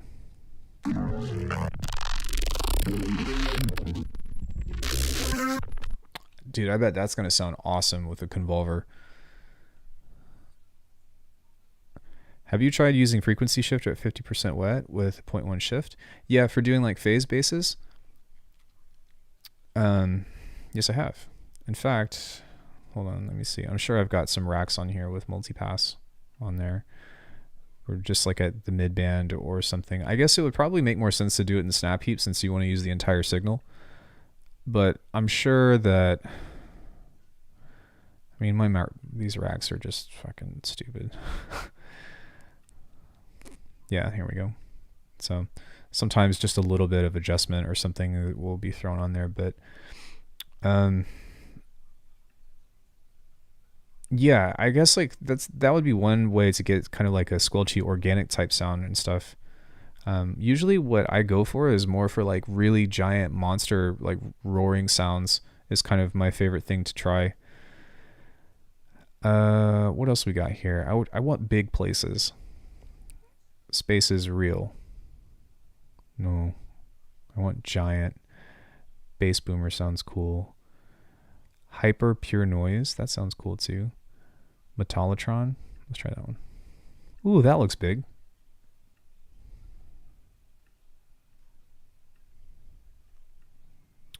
And then maybe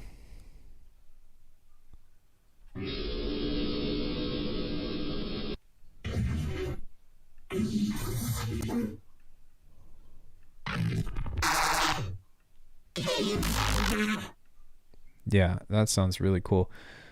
So now what we can also do is come into this and start to mess with shit like that and then send that through a distortion. And then what I'm kind of thinking now is I want to try to see if I can create a tail.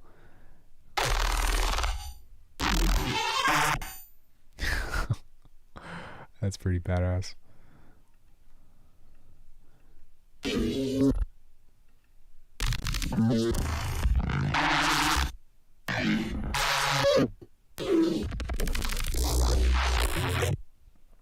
What does it achieve? A frequency shifter? Well, it depends on the context of how you use it, right? But if you were to, hold on. Okay, yeah, that's a really easy way to explain. But if you were to add a frequency shifter that doesn't have a mix on it, so something kind of like this, then you end up getting kind of like this warping sound. So if you shift it, hold on 1 second. Then you get something like that.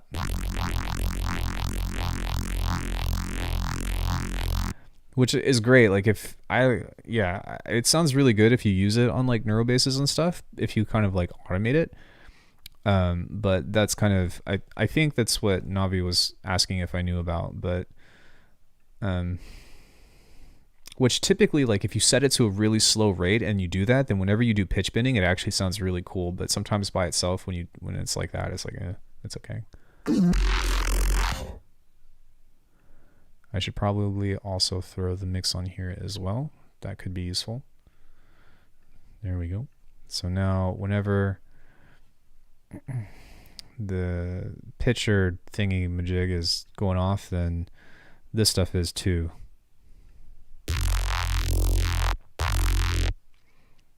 And then I think that I want to tie another macro again to this stuff. Hi world. Hi wild child. Oh, sick. Yeah.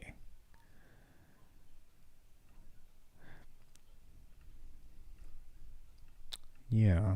So now we can attach that to this macro here. So that way the speed matches whenever we mess with that. So everything is connected, and that's really like, that's really what I love about Phaseplant so much, is that it's really easy to connect everything together. And like, of course, almost every synthesizer has macros and stuff with that to where you can do like one cool thing. But with this in particular, like the one cool thing becomes so much more. Can I hire you for some sound design jobs? Sure. If you want to send me a message, I'm on Discord. I have a Discord. But yeah, let me know what I can do for you.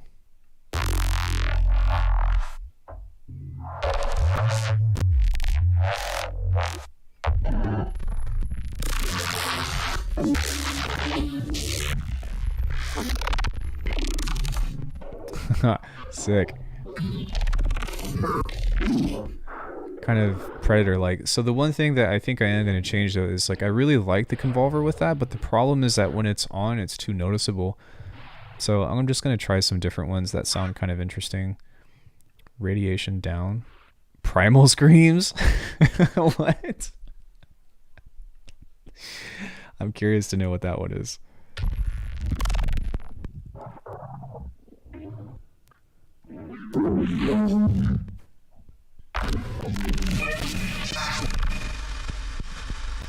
Oh, we broke it.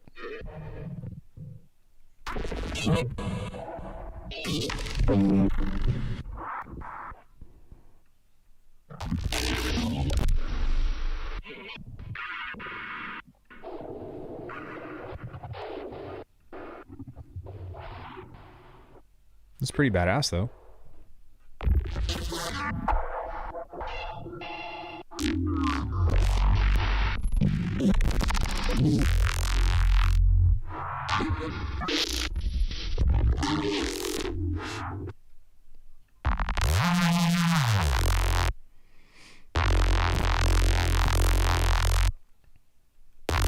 We're just gonna brick wall it.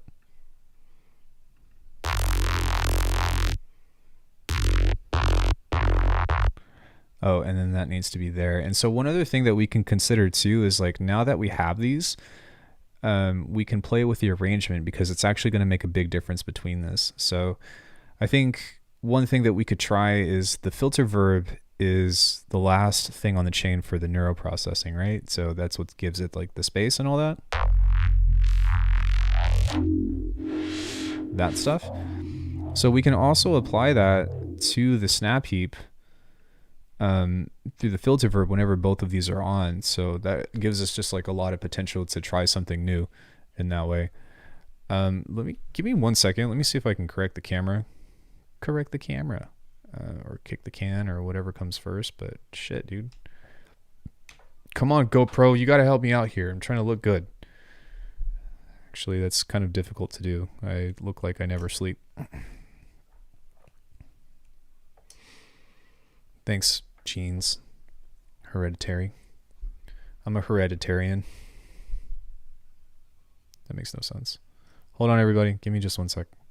Hey, is my cursor is visible though, right? Maybe not right now, but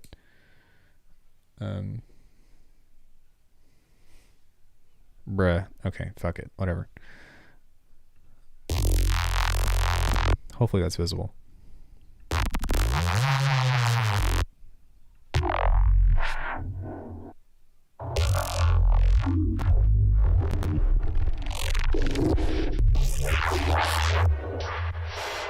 Well, that's interesting. Okay, cool.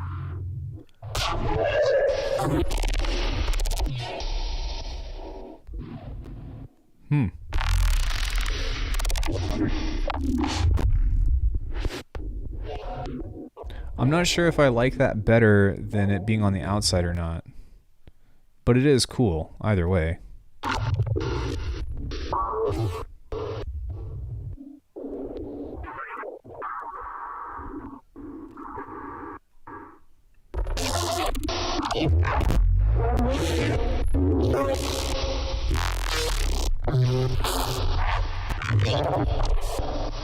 Sweet. Okay.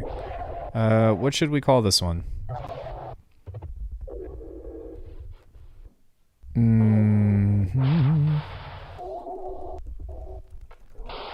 There we go.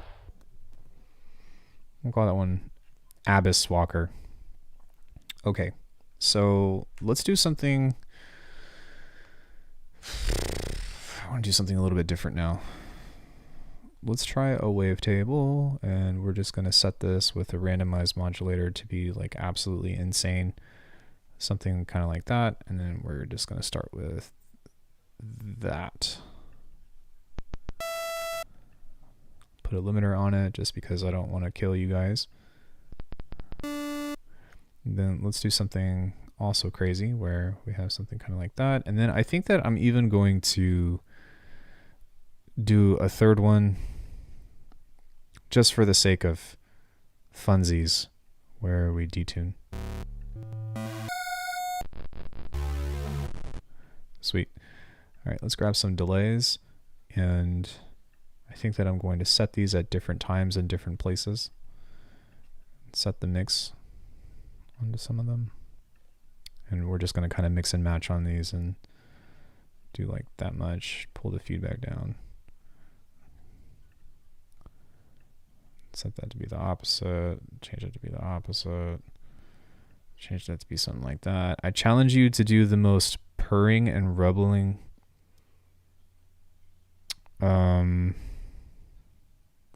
What do you mean by purring and rumbling?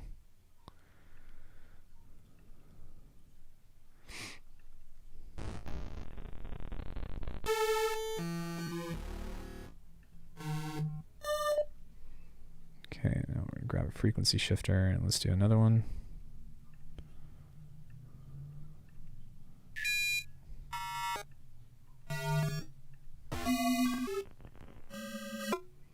Now we need some distortion.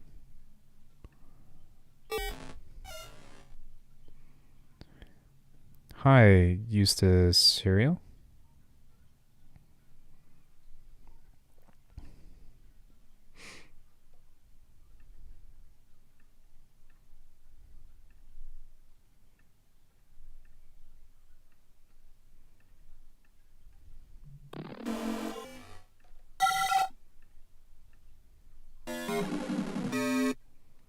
We're going to grab a slice EQ and we're going to do some physical things. Kind of like so. Make our own custom comb filter. Normally what I usually do is I'll set this to like B and key, but at this point I don't really care. But we are going to need a couple of them. So one of them is going to mess with the offset. And the other one's going to mess with the mix. So that way they're not going completely all the time at the same time. Try space laces sound. I don't know what that sounds like.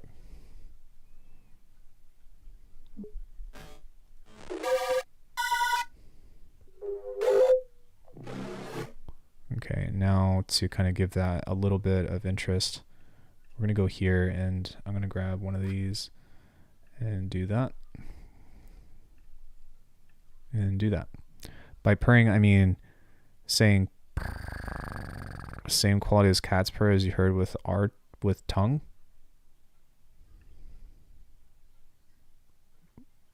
Okay. Fuck it. Why not? Why not?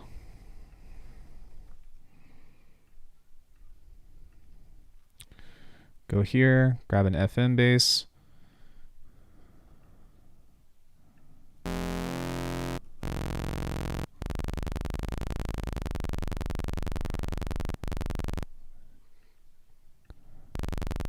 Now we just need to adjust the pitch.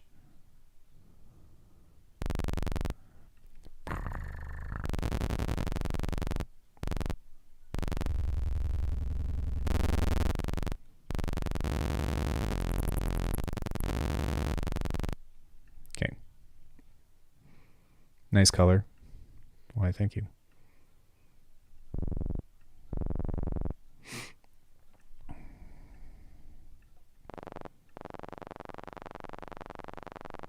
Which I suppose you could also do with the ring mod. The purple modulation.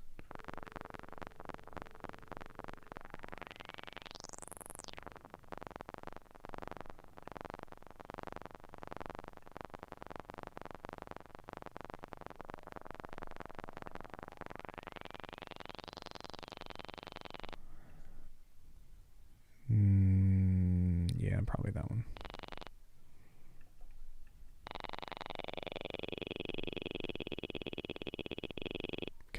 Now that you kind of have something like that, you can just add like some kind of stereo to it or whatever, and then you can support that with a different group that's actually a sub. Except maybe not play it that loud. But because of that, yeah, okay, one sec.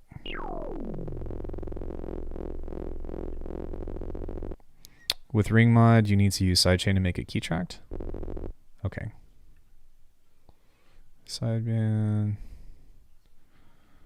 And one sideband. Wait.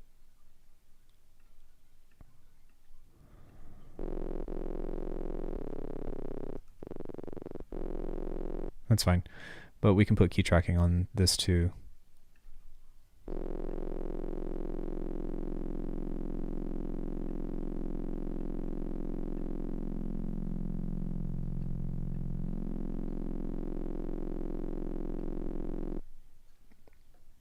And then we can set something kind of like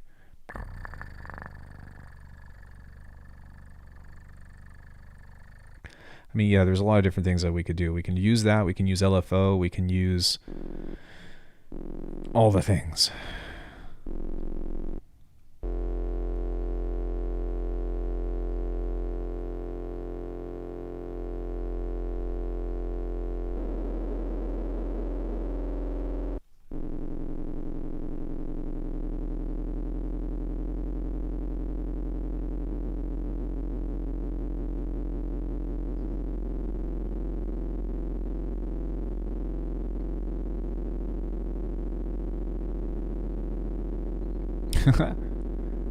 That's funny.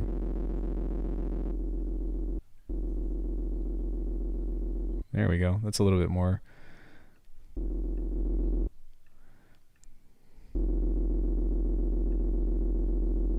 It's super rumbly. Yeah, so now that we have something like that, we can kind of just have fun and probably put some kind of distortion on that. And if you want to make that more,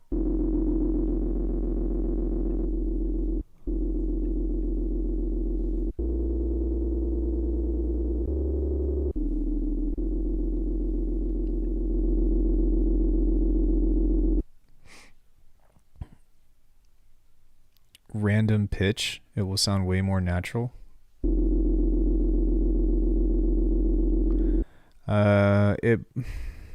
It might, but I think it's going to make that sound too chaotic.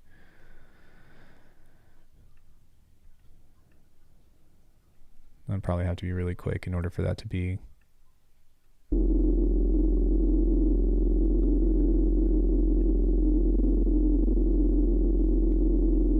That would probably have to be quicker too. But I mean, I've got a cat right next to me. Where is Augie?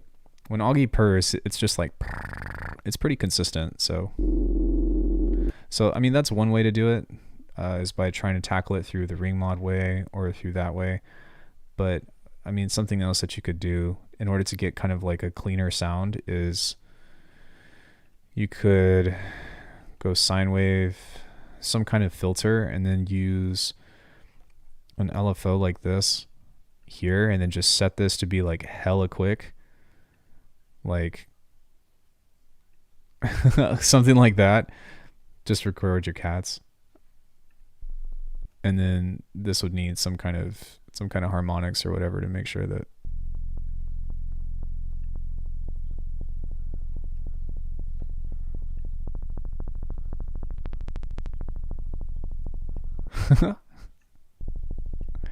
so I mean, that's another way that you can do it too. It's just, do it.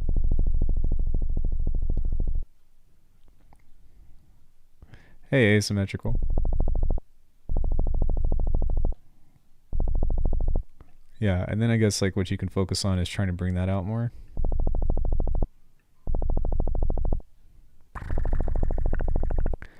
How did you learn the theory of sound design?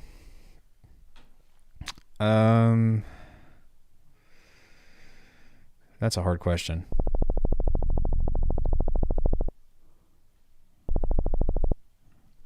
So I taught myself mostly everything.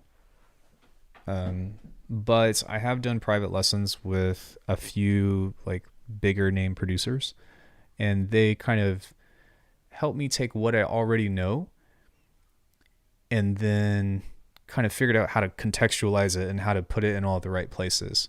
So I've done quite a few. Yeah, I'll try that. That sounds like a good idea. Well, that sounds more like a chopper now. I think that what we can do instead is just to use a little bit more resonance. There we go. And then what we can do is we can make the top end of that like a little bit wider, because you know what to do already in your head. Well, it's usually like an idea, right? Of just like, oh, I know that this effect does this. I know that this effect does this. So sometimes that's really kind of what it comes down to. Actually, this might even make more sense to use a really short convolution reverb like in a room. I think there's a small room in here somewhere. Sorry, I'm trying to walk and chew bubblegum at the same time, but okay, so sound design is really all about learning your tools. And I've got a ton, like I've got so many tutorials online on YouTube, in fact, of just how to make almost whatever you want. I say that with a grain of salt of like anything like bass related or anything that you want to know about constructing your needs for like making music, then I cover most of that.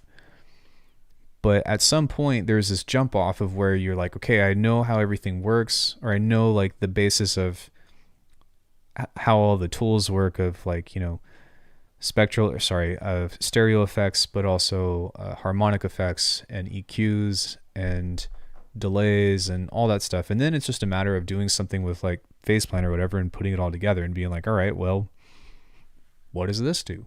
And then you just start designing formulas.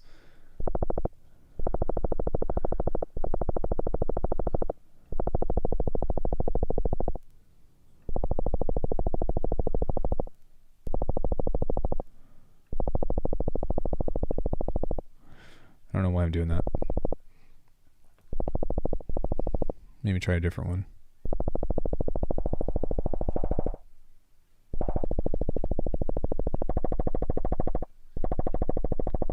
Okay, so that sounds good, but it needs to be like much quicker.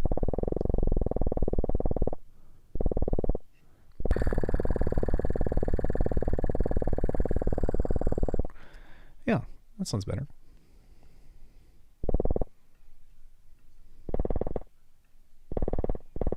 And then I would say that maybe I can't hear any low frequencies in here because of my headphones, so if there's like no bass, then forgive me.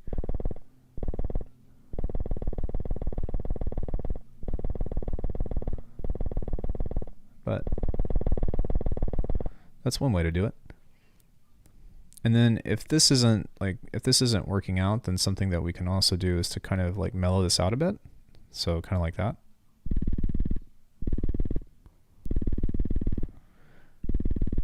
I've got a series on the way of something called How to Bite, where I'll be tackling that. So I'll definitely write that down and keep that in mind. You all didn't know this, but right now I'm actually usually doing commissions for sound design and stuff. So that's kind of how all that works. But I just thought I'd honor Nabi's challenge and see if I can do something kind of like what he asked. Okay, hold on. Augie, I have turkey. Okay.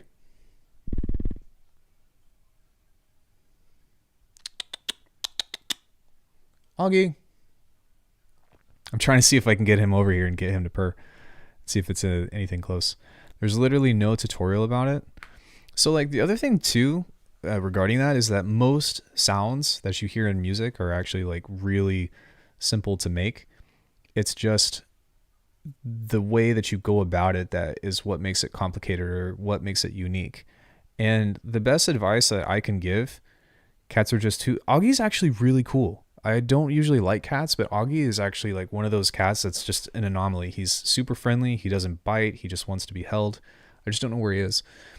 But yeah, where'd he go? Augie. But oh, there you are. Oh, there you are. There you are, kitty. Come here. Come here, Augie. Come here. Oh, he's already purring. Good. Let's see if we can hear it. Hold on. Hey, Augie. Do you want to... I'm sorry. Can you guys hear him?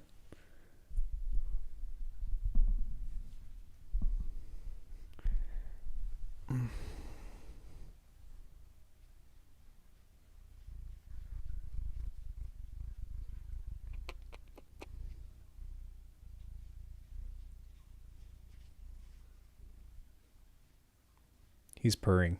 I don't know if you guys can hear him or not.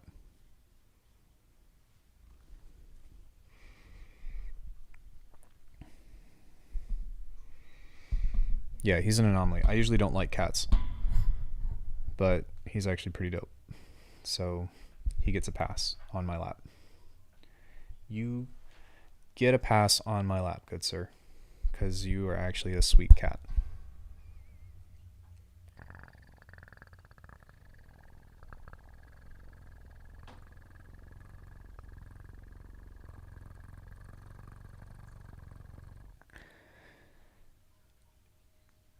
Do you think it's trial and error even for others, pro sound designers, or is it just for beginners like me? Okay, well, that's like a multi-layered question, which I'm happy to answer, but just bear with me, okay? So on one end, yes, there's always going to be a matter of trial and error, but I'm also the type of person to try to not persuade you to...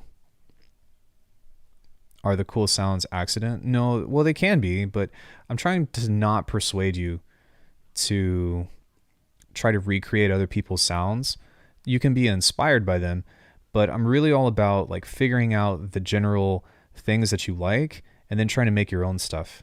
But one of the biggest traps that I ran into from like trying to get good at sound design was I was just trying to copy other people and be like, and I would literally stay up all night and tear my hair out. Not literally tear my hair out, but just fucking stress over that stuff. I would stress so heavily over that.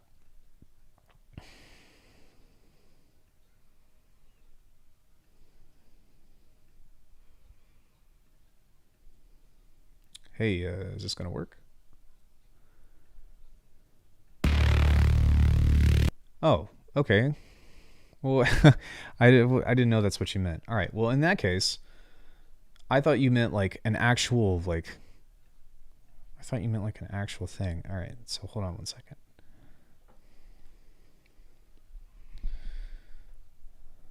So what we want to do is this here.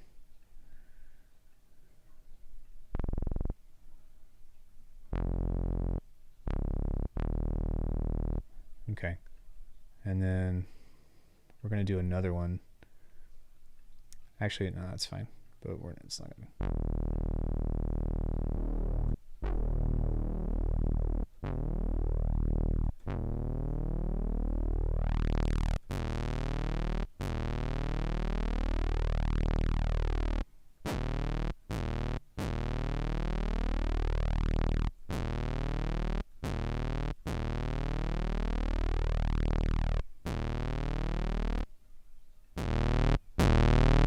Okay, so the other thing that we can do now that we have something kind of like that, that's more a respace. Yes, I meant the actual thing, more it is the better.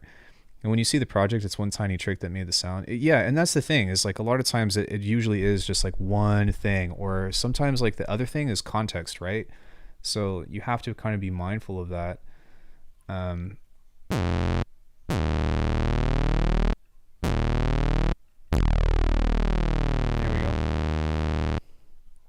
That quality is key.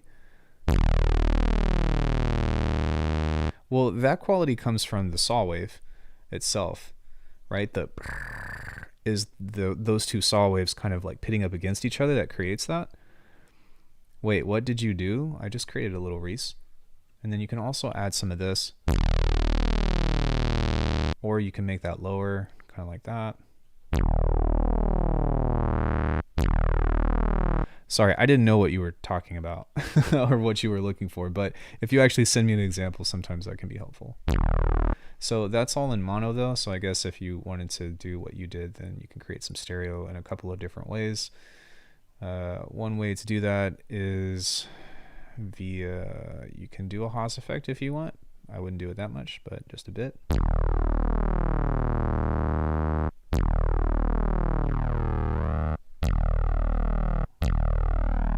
So that creates a little bit of stereo. You can also do chorus if you want to. See ya, Augie.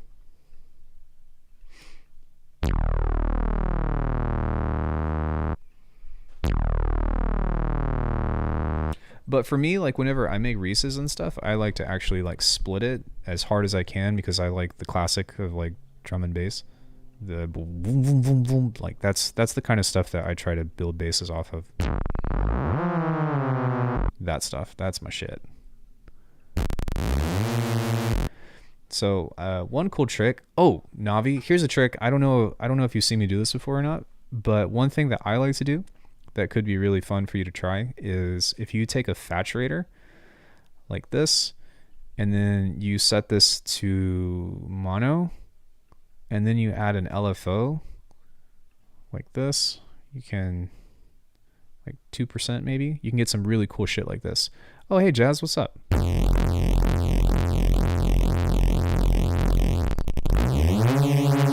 And then when you add in like your notch or whatever, more distortion, more stuff. Then just hold on, let me quickly like fly through this shit.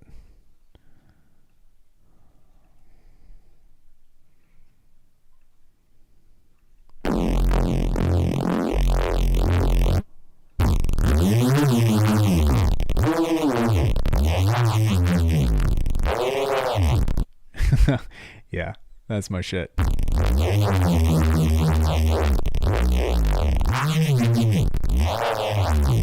So like, I mean, a lot of times like you hear stuff like this in a lot of tunes, right? But it's only just a few effects. But what ends up happening is you end up getting kind of like that flanger sound, because the stereo turbo tries to pan it, because it's pretty much what that does. But because you force it into mono, then you end up getting like a pseudo Haas effect. So that ramp down may be that part of the sound. Like when we do it with our mouth, the tongue seems to go up and down quick. Whoa, let me catch up with chat. Is it faster to make sounds, or the feature? Whoa, okay, hold on guys. All right, it's easy to make in Serum because of the width control and zero random thing. I don't really like the Haas. I don't know why. Well, it makes it non-mono compatible, so there's that. I have a ramp down LFO and filter cutoff, and I have a separate quick envelope that brings the amount of that LFO for a quick second. Might give that layer when I'm explaining it wrong. Yeah, I think that's what I tried actually. That was the second version that I did. I used 2 oscillators to make Reese basses. Oh, by the way, hi, hope you're doing well. Hey Jazz, hope you are too. Maybe that idea can be one of the layers. Nice trick, thank you. What is the reason using Faceplant instead of stock plugins? What is the reason? Yeah, the reason why I use Faceplant is because you pretty much have unlimited effects and there's an ecosystem within itself. So like you can just stack these. And so like, okay, let's say I wanted to make a neurobass or whatever. Well, I can just pull up multipass within this whole thing, right? And then I can pull up one of my stupid racks or whatever that I've made, which is all of these. And then all I have to do is turn on the mix like this, and we go from something like this to something like this.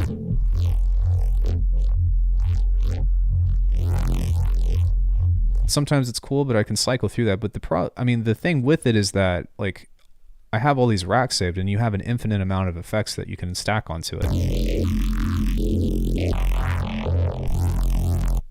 So, you know, for me, I can kind of just cycle through these and be like, do any of these sound cool?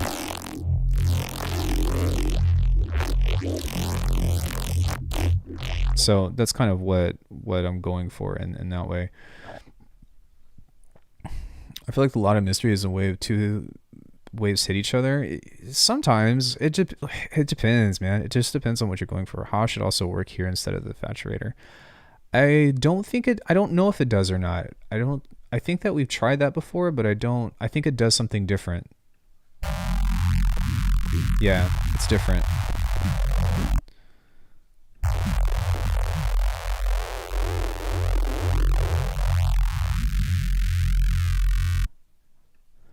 I think it's just the characteristic or the algorithm that's built into the stereo turbo thing that makes it different. It's a matryoshka. I don't know what that is. Give it the part of the sound like when we do it in our mouth, the tongue seems to, and by just messing with the octave of one or the phase of the other, just messing around with the saw square, totally different beast. Yeah, I do agree with that actually.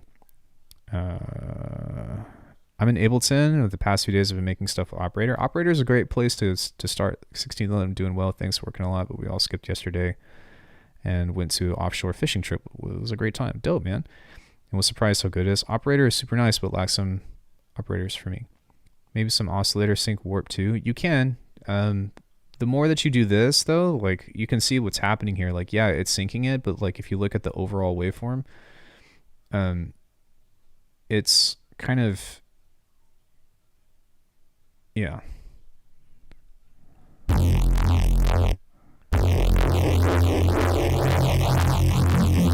And I can also say that the more sync that you use, the less like sub you get. See? Is the Russian nested doll. Oh shit, that is such a cool name. I actually didn't know that. But I know what you're talking about. That's the thing that has the doll and then you open it up and then another one is there and then that opens up and another one comes out. That's super cool.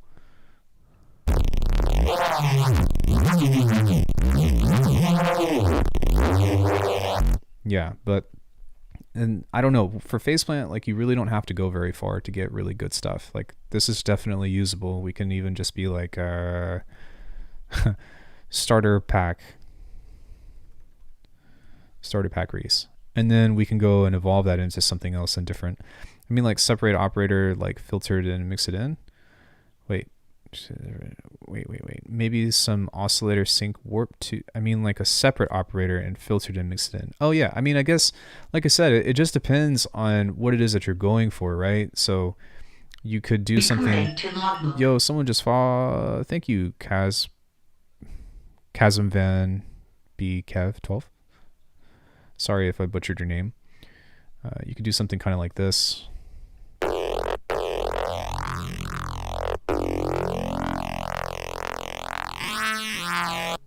You know.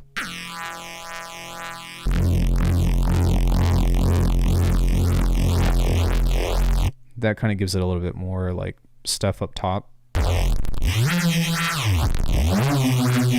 But, you know, like I said, it's really just a matter of what you're going for. Something that I've been doing a lot lately, you can add -1 octave sine in a separate group and then use it to modulate the volume of the saw and make it more. Right.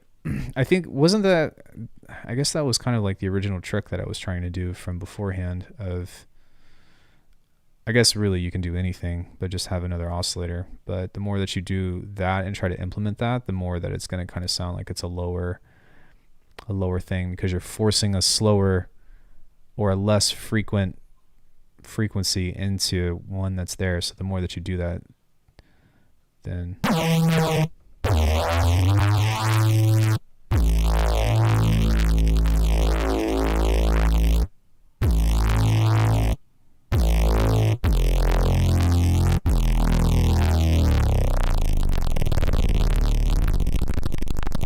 There you go.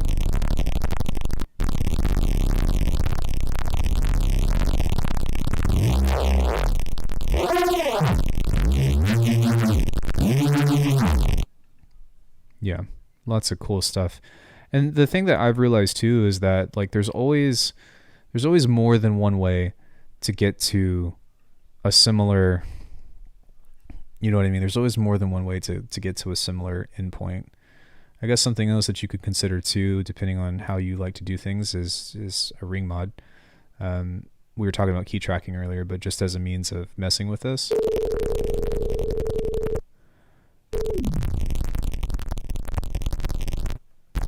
You can also do that.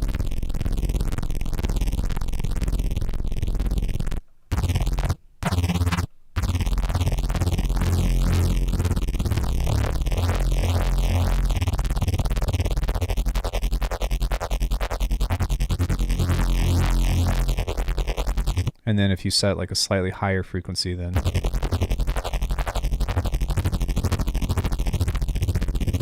I meant to the level of the first oscillator. Wait, I feel like I always get good results when I make separate layers to a single sound and sometimes use different synth at one time.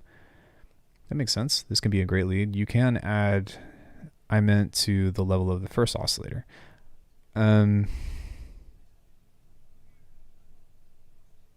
Sorry, I thought that what I just did was different because I think that's what I did on the first time, right? Was I just played a lower note.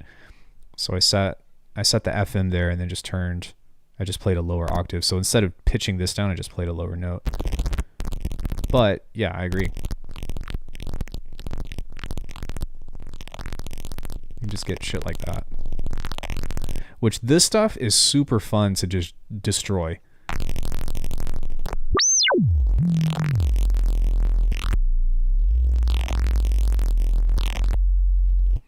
Like instrument layers and Bitwig is great for that, as you all know. Yeah. I like to do that. So sometimes, okay, so I guess like a typical scenario that I would do that in, hold on one second, is how do you decide when a preset is done? I think it's just like, does it sound cool? And if it sounds cool, then I'm kind of already, I'm like, oh, it's fine, I'm done with it. Hold on one sec though.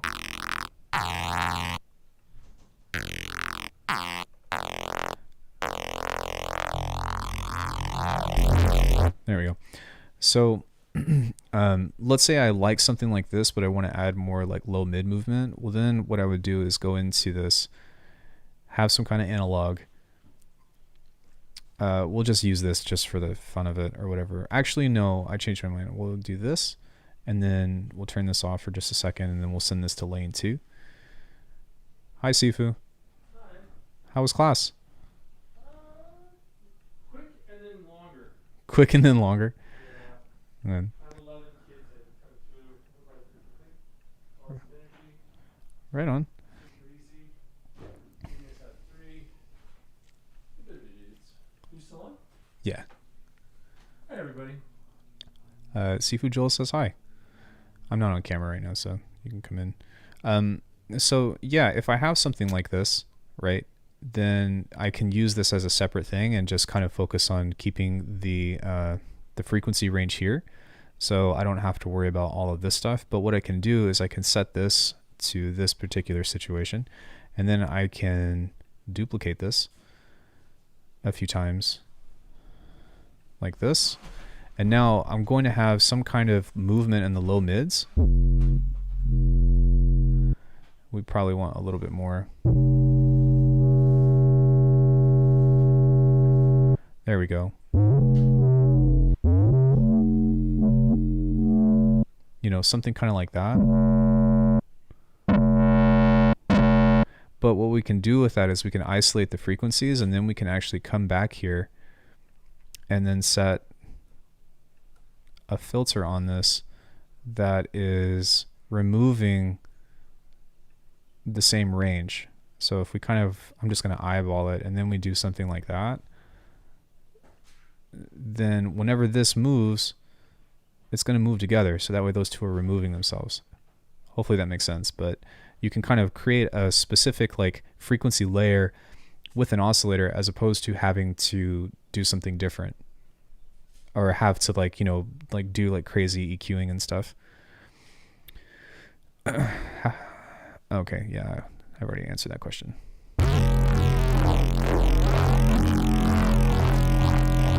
Are you also open for a remix, new track for CD? What's CD? Yeah, I'm open-minded. I don't really, we would just have to have a talk depending on what you want and also whether or not I would be a good fit for you. Just because, you know, I don't want to tell you yes on something and then it not be a good thing. So if we can kind of talk about it or so, then that would be best. But yeah, now that you have something like that, I mean, you can kind of see that you can create some interesting kind of voids that you can fill within that. And then you can use that to kind of build. And it's the same idea as frequency splitting, but I think that it would be in the opposite way of where your frequency stacking. It's just that you do the layers at the beginning as opposed to doing it later. Can you check out the music share in Discord? I can, but if it's copyrighted content, then I can't do that on stream. I shared a little drop with the operator today. Oh, yeah, I'm not so I only do tune feedback for commissions now. So that's why it says donate for feedback and all that. So if anybody wants that kind of thing, I used to do it for free, but I spend so much time on someone's tune and like give them everything that I know that I started it's just something that it's something that I started charging for.